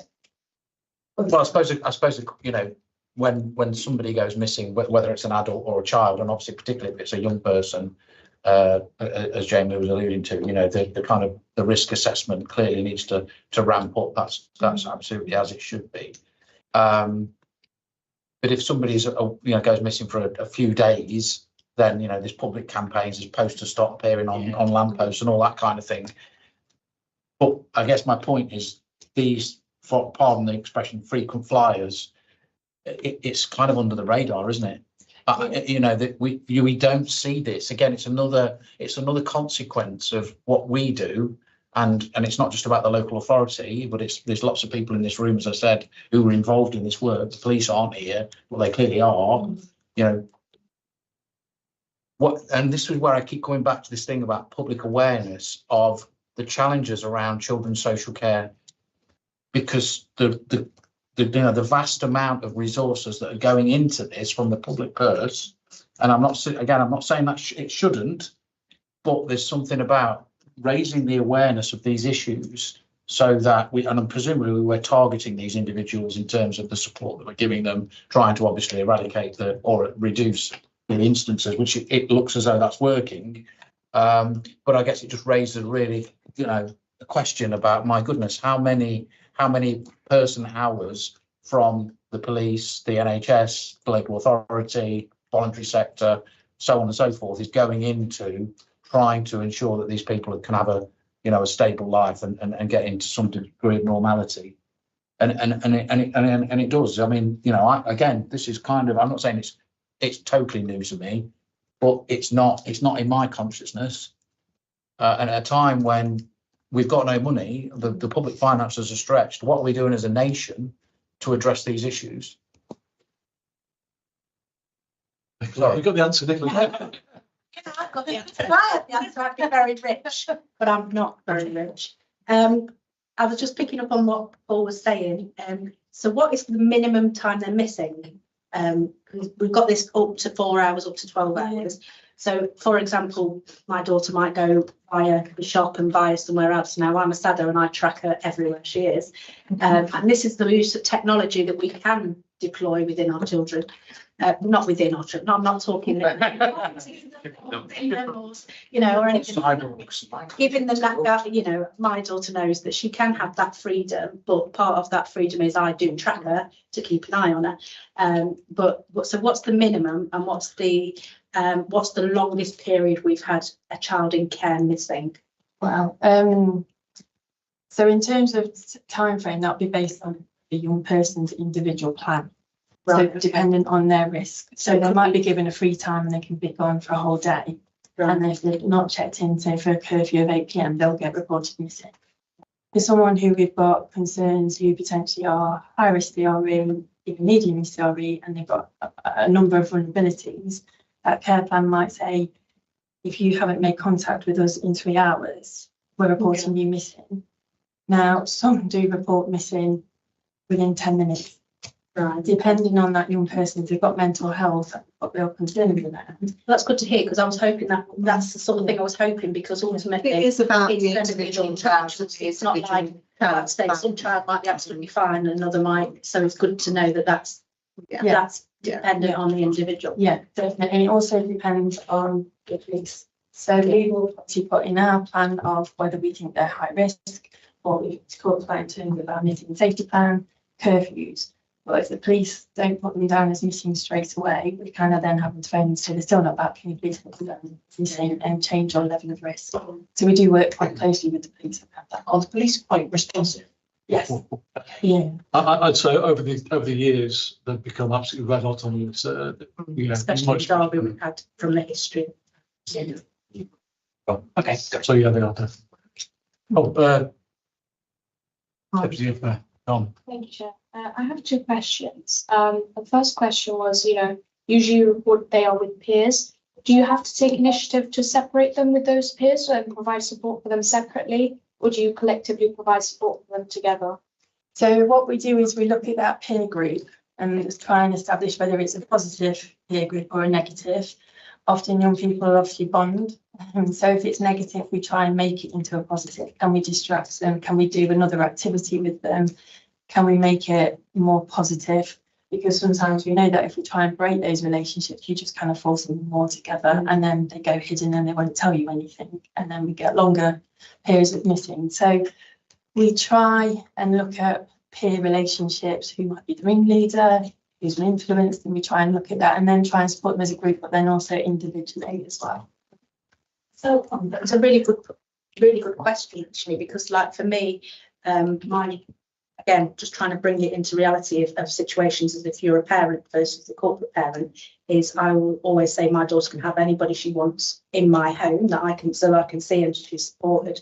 And if there's a problem, or she can go sit in the garden or the garage or the field behind the house. But is there that sort of provision there for people? But again, is it a little bit tighter because of the vulnerability? And that's where you might get this pressure where that isn't supported as it might be in a different one-to-one support. So we have lots of young people who are obviously quite embarrassed with stigma around being in care and wanting people to come back to the home, whether that be residential or foster placement. So obviously we work quite hard on that. And then you have the other side of it where they say they've got a relationship, but then obviously because we've got to make sure it's safe, that might take us a little bit longer in compared to the parent who might just pick up the phone and speak to the other parent. You probably run a bit more background checks to make sure that they are safe, which is sometimes where the frustration is on the feeling because they want it done there and then. Right. Last question. If they're not found nearby Derby, how do you go around tackling that? So are the cases of young people not found nearby treated differently than those that are? And I assume that they would require more support. Yeah, so if they've gone missing in Derby City or they are a child placed out of area, I go actually for a Derby City child placed in Derby City, and they go out of area, our police force will liaise with the other police force where we think they are. And often or not, we'll obviously hold those meetings to try and gather that intel, and we'll also try and determine who's the best person to bring them back. And it might be at that meeting we decide actually it's not the right place for them to go back once they're in Derby because of a placement breakdown or something's happened. So we might have to look at a different placement for them to come back to. If they're a Derby City child and they're placed out of area and they go missing, the social work team will liaise with that police force. So we always have oversight of that.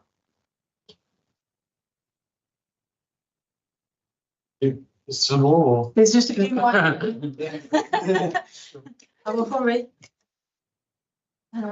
So I've mentioned it before, but help will return. This meeting, this information last time, but most of the time young people will return on their own accord. Often it's when they get cold or bored, they will just come back and hungry. Yeah. In terms of whether police or parents in carers, that's when they'll often phone and ask for a lift to come back. It isn't because something untoward's happened, but obviously the police will contact them and say, can you contact us? And then they'll ask for a lift. Much to the annoyance potentially of our police force. And then in terms of return interviews, this is just some of the data. We have changed our return interview policy in lines with Ofsted guidance. Where Ofsted guidance said that we must offer, but in Derby City we try and ensure that we undertake a return interview as part of good practice. But what we were finding, some people didn't want to engage, and this also really felt in line with more of our return interviews for other young people that aren't looked after, where parents didn't want us to go out and do a return interview, and that was often around children going missing for the first time or we've had horses and they didn't want us to go. In terms of where we put voided, that's if they've gone missing with family, often not the case in which looks after children, if they've been arrested and there's a live police investigation, or if they've gone to hospital and it's not appropriate for us to go and talk to them. So voided often we try and keep that relatively low. In terms of the 56 that are unknown, they are not completed on the system. That is a relatively low number in comparison to other years, but we're working with. That's incredible, Kelly. Yeah. It was in the hundreds at one time. So, but that's often put some context behind that. If they've gone persistently missing and you've had 3, say in a weekend, the social worker goes out to do that return form, and then they go missing again. They've had 4, and we're asking the worker to undertake 4 pieces of paperwork, and we can't condense it. So often, if you were looking on the case file from the social worker, it would have that direct work with that young person. They just haven't done the paperwork. But the progress and moving forward on the other side is how we're trying to mitigate against that. So a new children's practitioner has been employed in a children in care team. Their focus is on the persistently missing children, to build that relationship, to undertake the return interviews, look at disruption. Did a best practice workshop with the children in care team that was in September. Got new guidance for residential staff to complete return interviews where appropriate, and that's based on the best relationship with that young child. And we've developed training materials on best practice around return interviews. And then just other progress, we've updated the missing protocol in line in partnership with Derbyshire County Council and Police, and we've really tried to streamline that. As I mentioned, our return interview pathway has been updated. We are using monitoring the Girls in the Youth Alliance to look at that place-based risk. We have created a missing safety planning tool to look at disruption and to undertake with our return interview. I do want to take that to the Children in Care Council to see if they're happy with it. And also Derbyshire don't have one, so we're going to look at sharing that for good practice across the board. We have got a creation of a child at risk exploitation team, and missing sits within that team, and that's been really positive because all the missing team were across localities, and actually we've brought them in so we can sort of share knowledge of all the young people who are going missing. And crime prevention workers who sit within that CRE team are also going into the residential homes to build up relationships. So that's also having a bit of an impact. And just moving forward, we want to, as I've mentioned, Children in Care Council, but we want to monitor the number of declined return interviews so that we can challenge where they are declining and how we can engage those young people to make sure they are disrupting and keeping them safe. We're going to audit the return interviews completed by the residential homes, monitor the impact of the children's practitioner and to focus on missing that sits within the children in care team to make sure she's picking up the right cases. And then we're going to audit the missing pathway to look at the effectiveness of disruption plans moving forward. I think that's key, the creation of the CRE team as another citywide team based similarly to Staying Together, that actually it's all in one place now, rather than having it scattered across early help across the city. And it's made it much more effective around how we manage those missing episodes and the intelligence, I think, probably more than anything. You know, it all sits with Kelly in one place, which has made a huge difference, I think. Real strategic benefit. Yeah, and we shouldn't lose sight that we have a statutory responsibility for missing. I had a quick question on the slide that I'm concerned about how you returned, and there's a category of other. I was wondering if you had any examples of what fall into the category. Sometimes returned by taxi, which is often the main reason. Very, very low. Often rated by foster carers or residential homes. And that's often where that is the other, but it's very rare at the minute. Yeah, I mean, really fantastic presentation, Kelly, as ever. I suppose just a quick reflection. This was an area of strength in terms of the arrangements around how we work with and understand children who are missing in our Ofsted inspection 2 years ago. But what I can see is that we are absolutely not complacent in this space, and I can see the progress that we've made. So I hope that Corporate Parenting Board have got quite a lot of assurance from what's been presented here today, both in terms of an individual child level, but also what we're trying to do to make the service as effective and efficient as we possibly can, and you know, proportionate and needs-based, I suppose, based on the needs of kids. So well done. Absolutely. Yeah, from a strong position, it seems to have improved. So thank you, Paul.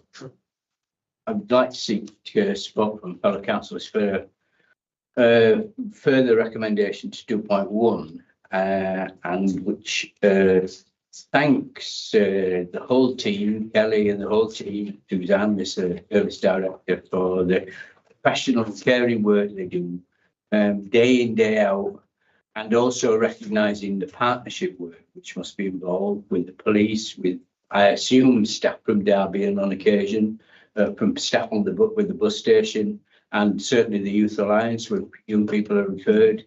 And I do think that ought to be put into some kind of recommendation, thanking all and recognising all those things. We've had a lot of reassurances, and he said there's been lots of questions to further seek reassurance, and they've all been answered really well. And it's great to see the forward plans as well to even enhance what we're doing already, which is great.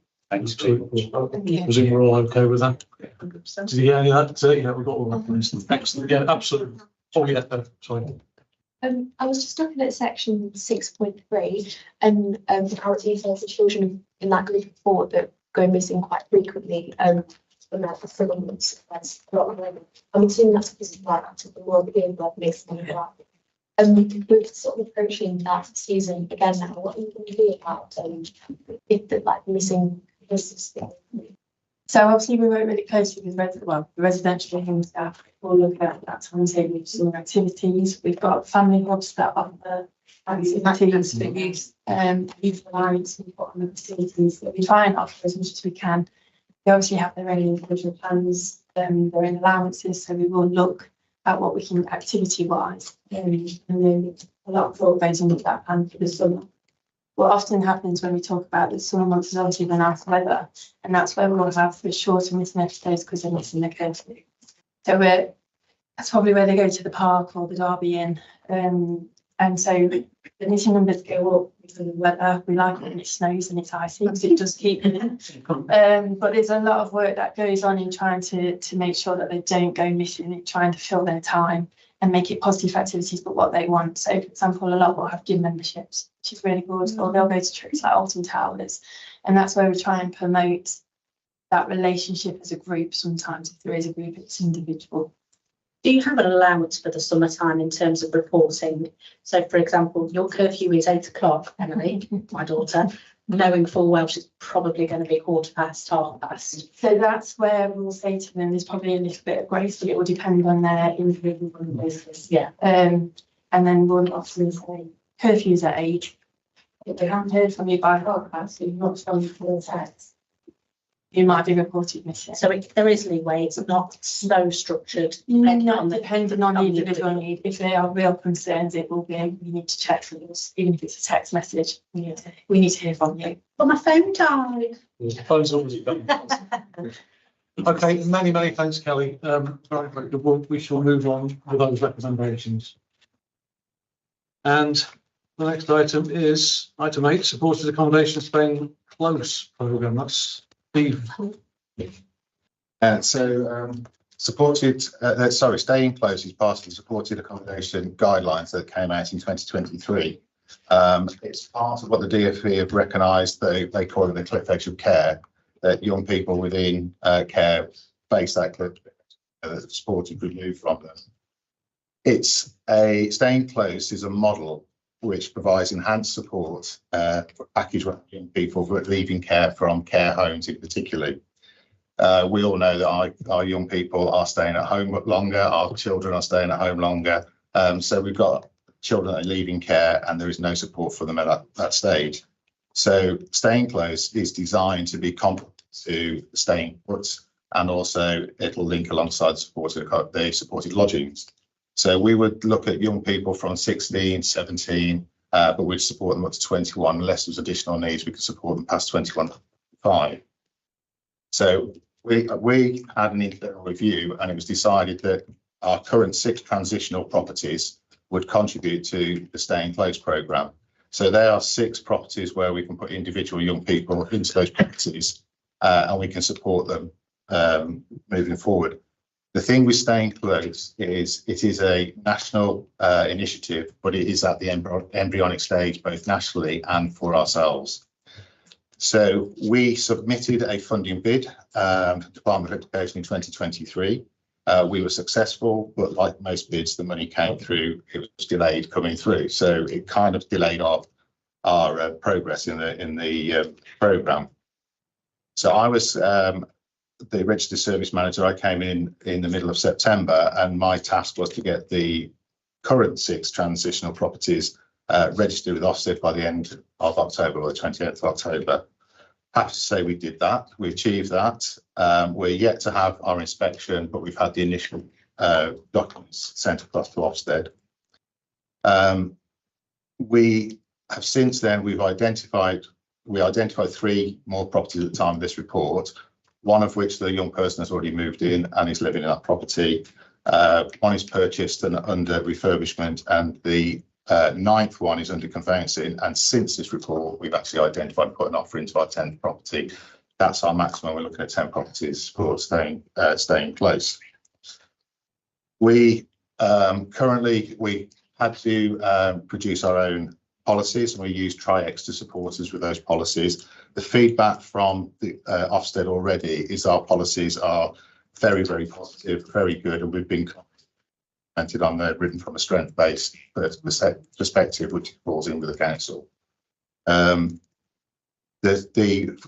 funding that we achieved will enable us to employ two transitional workers, which will work closely with our personal assistants, and they'll work alongside all of our young people in those properties. And then we'll also have a part-time trauma-informed social worker that will help us to develop our programme and our goals for those young people. So unfortunately, funding for those posts were delayed because we had the funding delayed. But I'm pleased to say that since this report, we have our transitional worker started last week. We have our social worker due to start next month, but we didn't take on the second transitional worker because we didn't feel the quality of application was up to what we actually wanted for our young people. As a registered service manager, I attend regional meetings, roundtable discussions with Ofsted. That's also formed by the Break Charity. The Break Charity were the ones that coordinated the pilot scheme, so we're all there. We've signed up to a buddy system that will support others, and others will support us to make sure we get this right moving forward. We have looked at our young people. We've identified all of our 16, 17-year-old people that are currently in residential, and we're looking at where we can fit them into a pipeline of what support will be appropriate to them. So to give you an idea, we've already got one of the properties where we think one young person will move in. We think there'll be a time limit, and we're already planning for the next person behind that one. So we're trying to get some continuity for this. Unfortunately, as with everything that starts, we've had to firefight at the front part of it. So we've got young people that are really close to 18 or just gone over 18, and we felt that we needed to support them in staying close. But it has been successful already in the fact if one of those young people hadn't come into staying close, I think we would have lost them within the system because they've had a lot of complexity around them. Because they've stayed with the system, we've been able to give them additional support.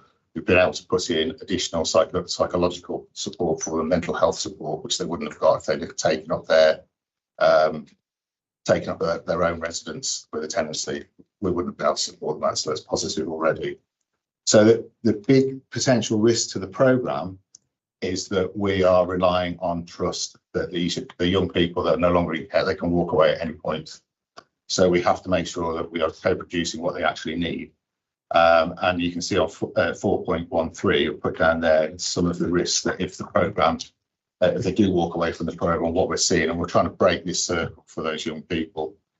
Housing instability, financial challenges, social isolation. Many of the young people that we're looking at have a very tight, very small network.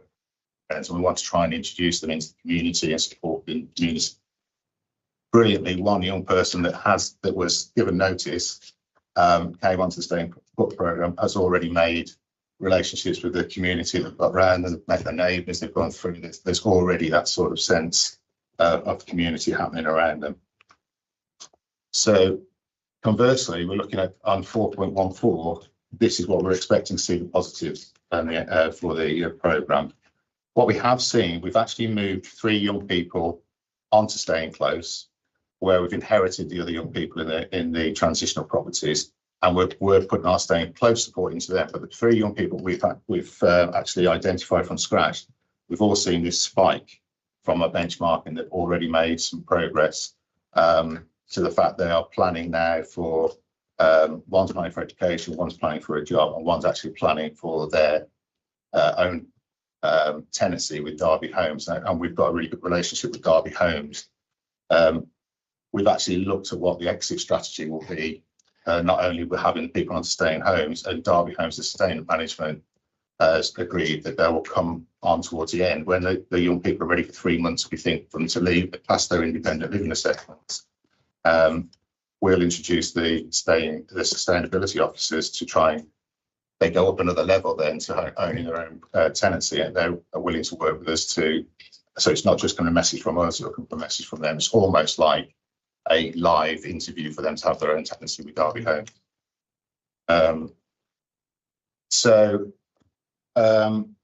We think we've made some significant progress towards our objectives. I've listed all of the key milestones that we've achieved so far. So we've created a statement of purpose, we've created welcome guides for our young people. We created them quickly because we had to get them registered, but they are going through young people that will be on the programs, so they can see if they agree with the wording. We've used, we think, sympathetic pictures and empathetic pictures, but we're willing for comment coming back. They will be produced, they will go to Care Leavers Council so they can have a look at those as well. That's all in the process at the moment. So yes, so again, engagement, as I said, we've linked with the Family Hub, Youth Alliance. We've presented at the, since Pervez gave us some time there. And we've also been to PFA to look at preparing for adult team. The difference there with the PFA is these properties are not going to be CQC registered, they're actually Ofsted registered. So quite a lot of our young people won't meet the referral process for PFA, but there's no reason why we couldn't look at any sort of additional support that they may need. So as I say, each individual, they're provided with a welcome book. They've got my details, they've got their PA details in there, the transitional details there, and we list all of the emergency help and support and everything into those booklets for them. So as I said, it's now it is a legal requirement for us to register the properties that we're using for supported accommodation. So all those from 16 and 17 are in those supported accommodation. It has to be a registered property. If it wasn't, if we weren't going onto this onto the Staying Close programme, we feel that we would not be able to put the additional support around. We'd be reliant on other people putting that support. It'd be more costly for us. We couldn't guarantee it'd be in area, and we couldn't guarantee what the wraparound support would be. We'd already be trying to monitor that all the time, whereas we actually control what support we're putting around those young people. So it really is a truly wraparound support for those young people. Looking at the finances into section 7, we've personally raised this with the DfE that we think that grant funding should continue post 2025. In principle, the DfE agree with that, but they cannot commit to anything because of the political landscape at the moment. But they do feel that this should be continued moving forward, and they've been very positive for that. We have confirmed that because we started late, that any underspend that we have in 2023-24 be carried over in 2025. So we know we can plan for that. DfE confirmed that. DfE have confirmed that. Yeah, we've got an email. We've got excellent. So as I say, so we really have a duty to make sure that this works for our young people, because I say, because they can walk away any time. We can see the risks of those young people walking away. And when, as I say, one young person in particular is going through a particularly difficult time at the moment. They're really pleased that we're close, they're responding, and we can get that support for their mental health and well-being. We've actually changed the support. This is what's really good about the programme, is that it's flexible. We can change what we need to do at the time. So we might have a plan and a transitional worker be in place, but we've actually swapped that transitional worker out for a clinical psychologist to support that person with their mental health and well-being, because they've had their child taken away, they've had a death in the family, everything has been taken away. So we look at what we need to do to support that person in that property first and foremost, before we then start going on to budgeting, to going on to looking at where their independence looks like moving forward. I kind of kept it brief, but Has anybody got any questions about the programme? Happy to. Firstly, thank you very much. Sorry. Thank you very much. That's a really good, and very interesting report. I just wonder whether, obviously you've got 10 properties, hopefully. Yeah. But year on year, there'll be more young people presumably needing that support. So when people join the supportive program to start, do they know it's a time limit for them? Is it when you finish out, you know? Yeah, we do. We look at it. So we actually co-produce where the goals are on that program. So we look at what's your ambition, where do you think you'll be, and then we'll come back with our view of it. We'll agree to what we think in, say, 12 months' time. You may be ready for a property. And this is where it's great where Derby Homes can come on that extra view. Because I say it is another step up, it's another level. We're going up from residential into their own tenancy, then again into an independent tenancy. So they come to you with the expectation this is an interim, and when you're ready, you'll move on. We explain to them that, but what we try to do with them, we try to make this as much as their home as possible. So the young people can decorate it. Took one young person to Silly Sids to pick out their furniture, and they were bouncing all over the furniture and loved it, and now all that furniture is going in. But that furniture can move with them, so they can take that along with them. Then we'll look at refurnishing that again to the next young person that comes in. So they can start then. We've got all our properties, the Solary properties. We've got 2 properties where they are 2 beds, so we've utilised them a different way. So one of the properties, the young person is very much into dressmaking, needlework. So we've actually converted the one room, 9 to a bedroom. That's going into a creative space. So they've got a dressmaker's dummy in there that they can start working and using that property. The one young person that was given notice, we felt was given notice unfairly because of noise. And this may sound strange. They went into a 2-bedroom property. We converted the 1 bedroom into a gaming room. But we converted the gaming room into know that she knows where the boundaries are in that room. She knows she's got a neighbour next door.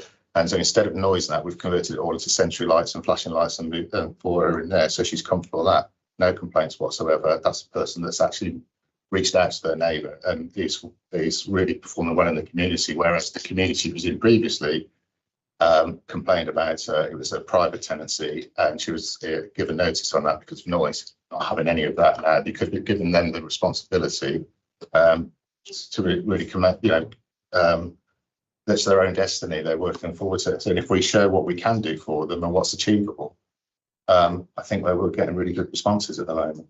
That's excellent, thank you. And will you have enough properties going forward? Or this is very difficult. So it will run alongside the US program. There's a SHAP program. It'll run alongside that. Fiona, you might have a bit more information about it, but there's 10 properties for us. There's 10 properties potentially with a SHAP.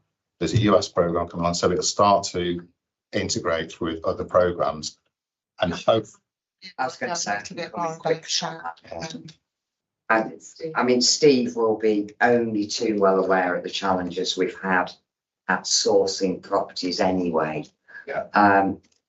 For me, I think funding is available at the moment, which supplements the amount that we have to put in to make the sales stack up. But the key problem we've got in the city is availability. Mm-hmm. The market is just really, really difficult at the moment.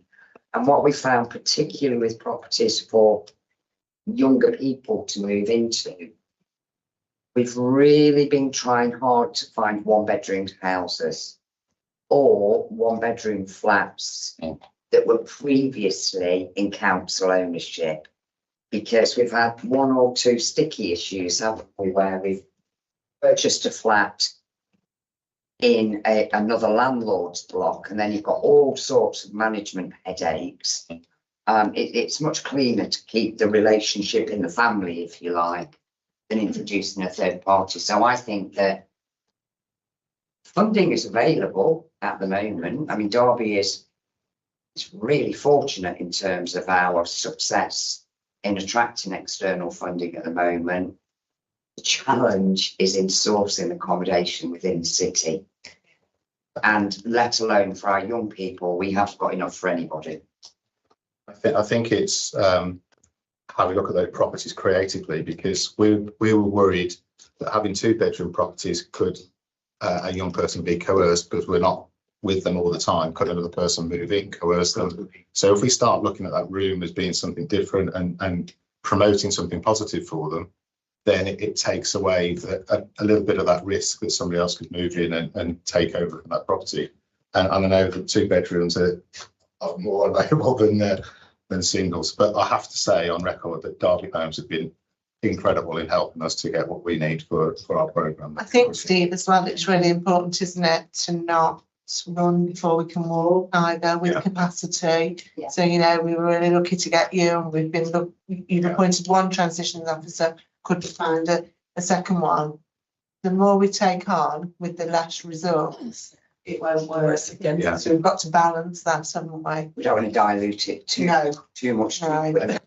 I think with the 10 properties, if we look at it, if we go back to budget and look at it realistically, if we're looking at younger children, 16, 17, and the length of time they'll be in that, we will save money from expensive out of area residential units, stuff like that. So that would obviously be a saving and be channeled back in. But we don't want to particularly just look at solely on budget, because we might jeopardise some people that are 17 plus. So we've got to balance across those 10 properties what would be the best way to look at it budget wise, and also in the best interest of the young people we've got. So that's why we're looking at this long-term pipeline of young people to have the best chance of success to stay in place. Okay, Paul, and then Nick. So, thanks very much, Stephen. Did you say you recently joined?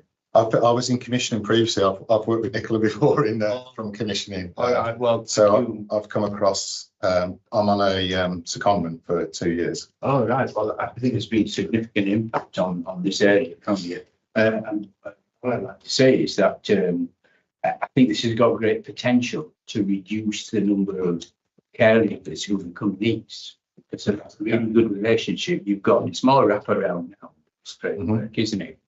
And I'm just thinking, although they're not quite ready for adult learning, it might be worth getting some stuff and working with Anna Mims to make sure that these young people are aware of what Derby Adult Learning Service will offer and what they're prepared to look at offering when they look at the clientele that you have. Do you know what I mean? And roll that round. Because that even makes it less likely to become needs, and we keep contact with them. And there's some stability and educational continuity. I think you're right, because the young people that we're actually dealing with are incredible, and their future is incredible, because we were already told on some of the benchmarking that they won't be able to look after themselves, they won't be able to keep their rooms tidy, they won't be able to personal hygiene. They've smashed all of that out of the window already. And I think looking at this, with their aspirations should be moving on as high as possible. Right, so a couple of questions around properties. You said you've got 10 or will have 10? Have 10, hopefully, yeah. Okay, so how many have we got at the moment? We've got 9. We've got 7 that are got young people in, 2 that are under refurbishment, 1 under conveyancing, and an offer has gone into the 10th one now. Just a couple of things on where these properties are. Are they central to Derby? Are they dotted around the city? They're with most of them, well, all of them within 5 to 10 minutes from Derby Central. They're on main bus routes, so we can look at one young person's going to Nottingham College. We're looking at college routes on that. They're in areas by hospitals. We've looked at the areas where we've got services already in place and where the young people can get to the town centre quite easily, and they get to the council quite easily. Can I reassure councillor on this one? Myself and Clemmer Barney have personally looked at these properties, and the benchmark that we put on was, would we want a child of our own to go and live in that area? And we've looked at it very much as a parent, the corporate parent, but with our own eyes. And that's what I was. I've looked at these properties as well. I've gone onto, there's a site where I can look at crime figures and the areas.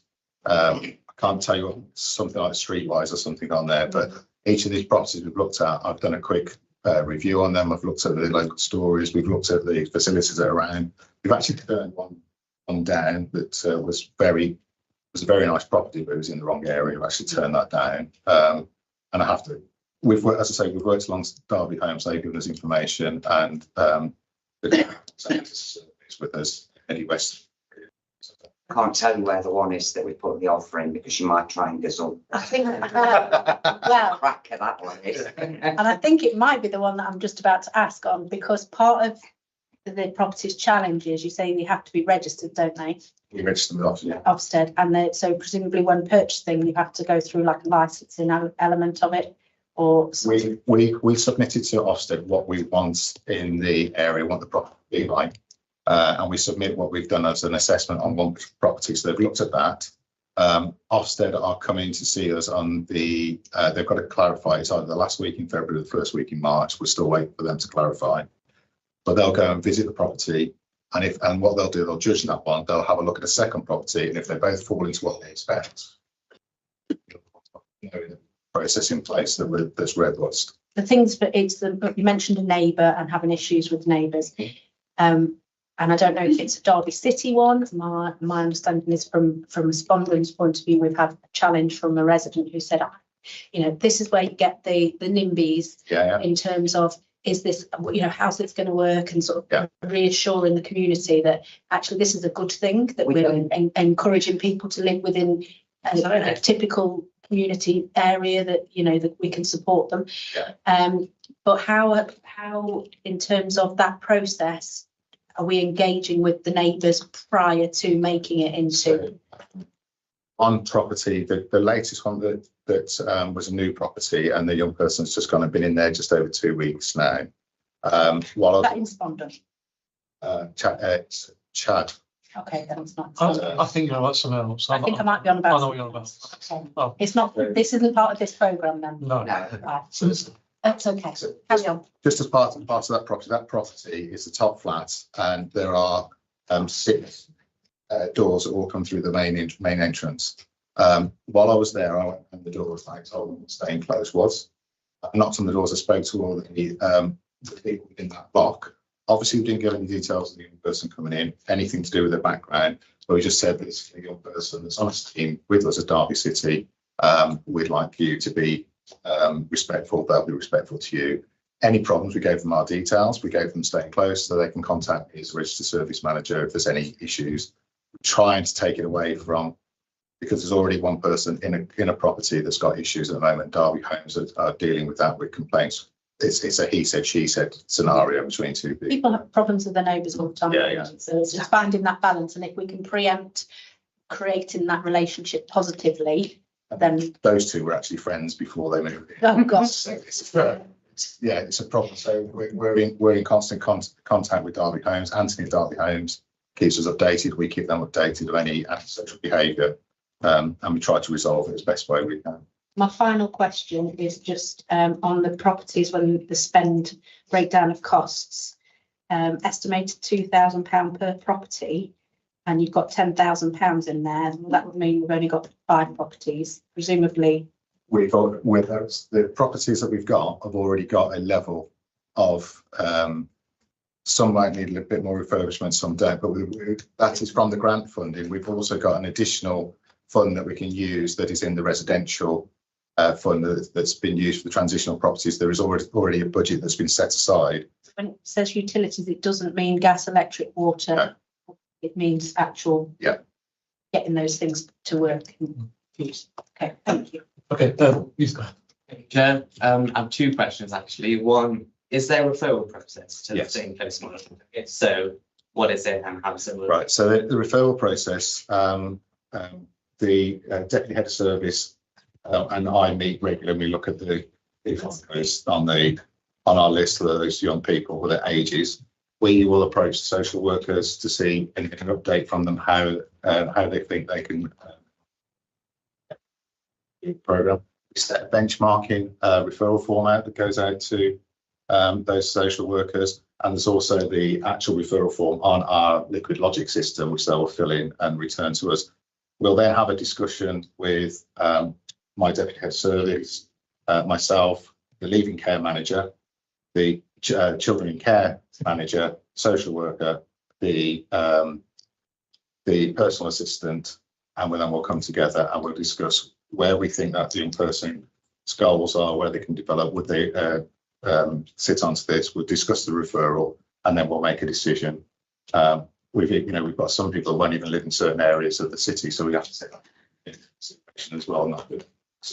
In one of my colleagues, he's working on the supported accommodation framework for the whole of D2N2, so we'd be looking then at how we can get. So would it be possible for the young person to make a direct request, or would it have to be through those social workers? Quite often it's with the social worker. There'll be from the IRO, if they fit, because they know what the programme is, they can request that. We take a referral from them. A young person, if they really wanted to go onto that, we would also look at what that is, but we need to be practical. We've just got 10 properties and it's the availability of those 10 properties. We'd love to be able to expand it further, but at the moment we've got a proof of concept to move forward, and hopefully we can persuade some more money out of the DFE. And if we can make savings, then hopefully we could expand. Okay, so I'm going to draw a line on that. Thank you very much, Stephen. That was another really good article, and not article, a good item on the agenda. Lots of questions, and yeah, it's a great scheme. So thank you very much. And recommendation was it to note? Yeah, so we'll do that. But the last, apologies, whoever's taking the last item. Yeah. It's us, and happy to, I'm aware of the time as well, and I'm happy to defer to the next meeting if that works for everyone. I'm aware we've got a visit as well. Okay.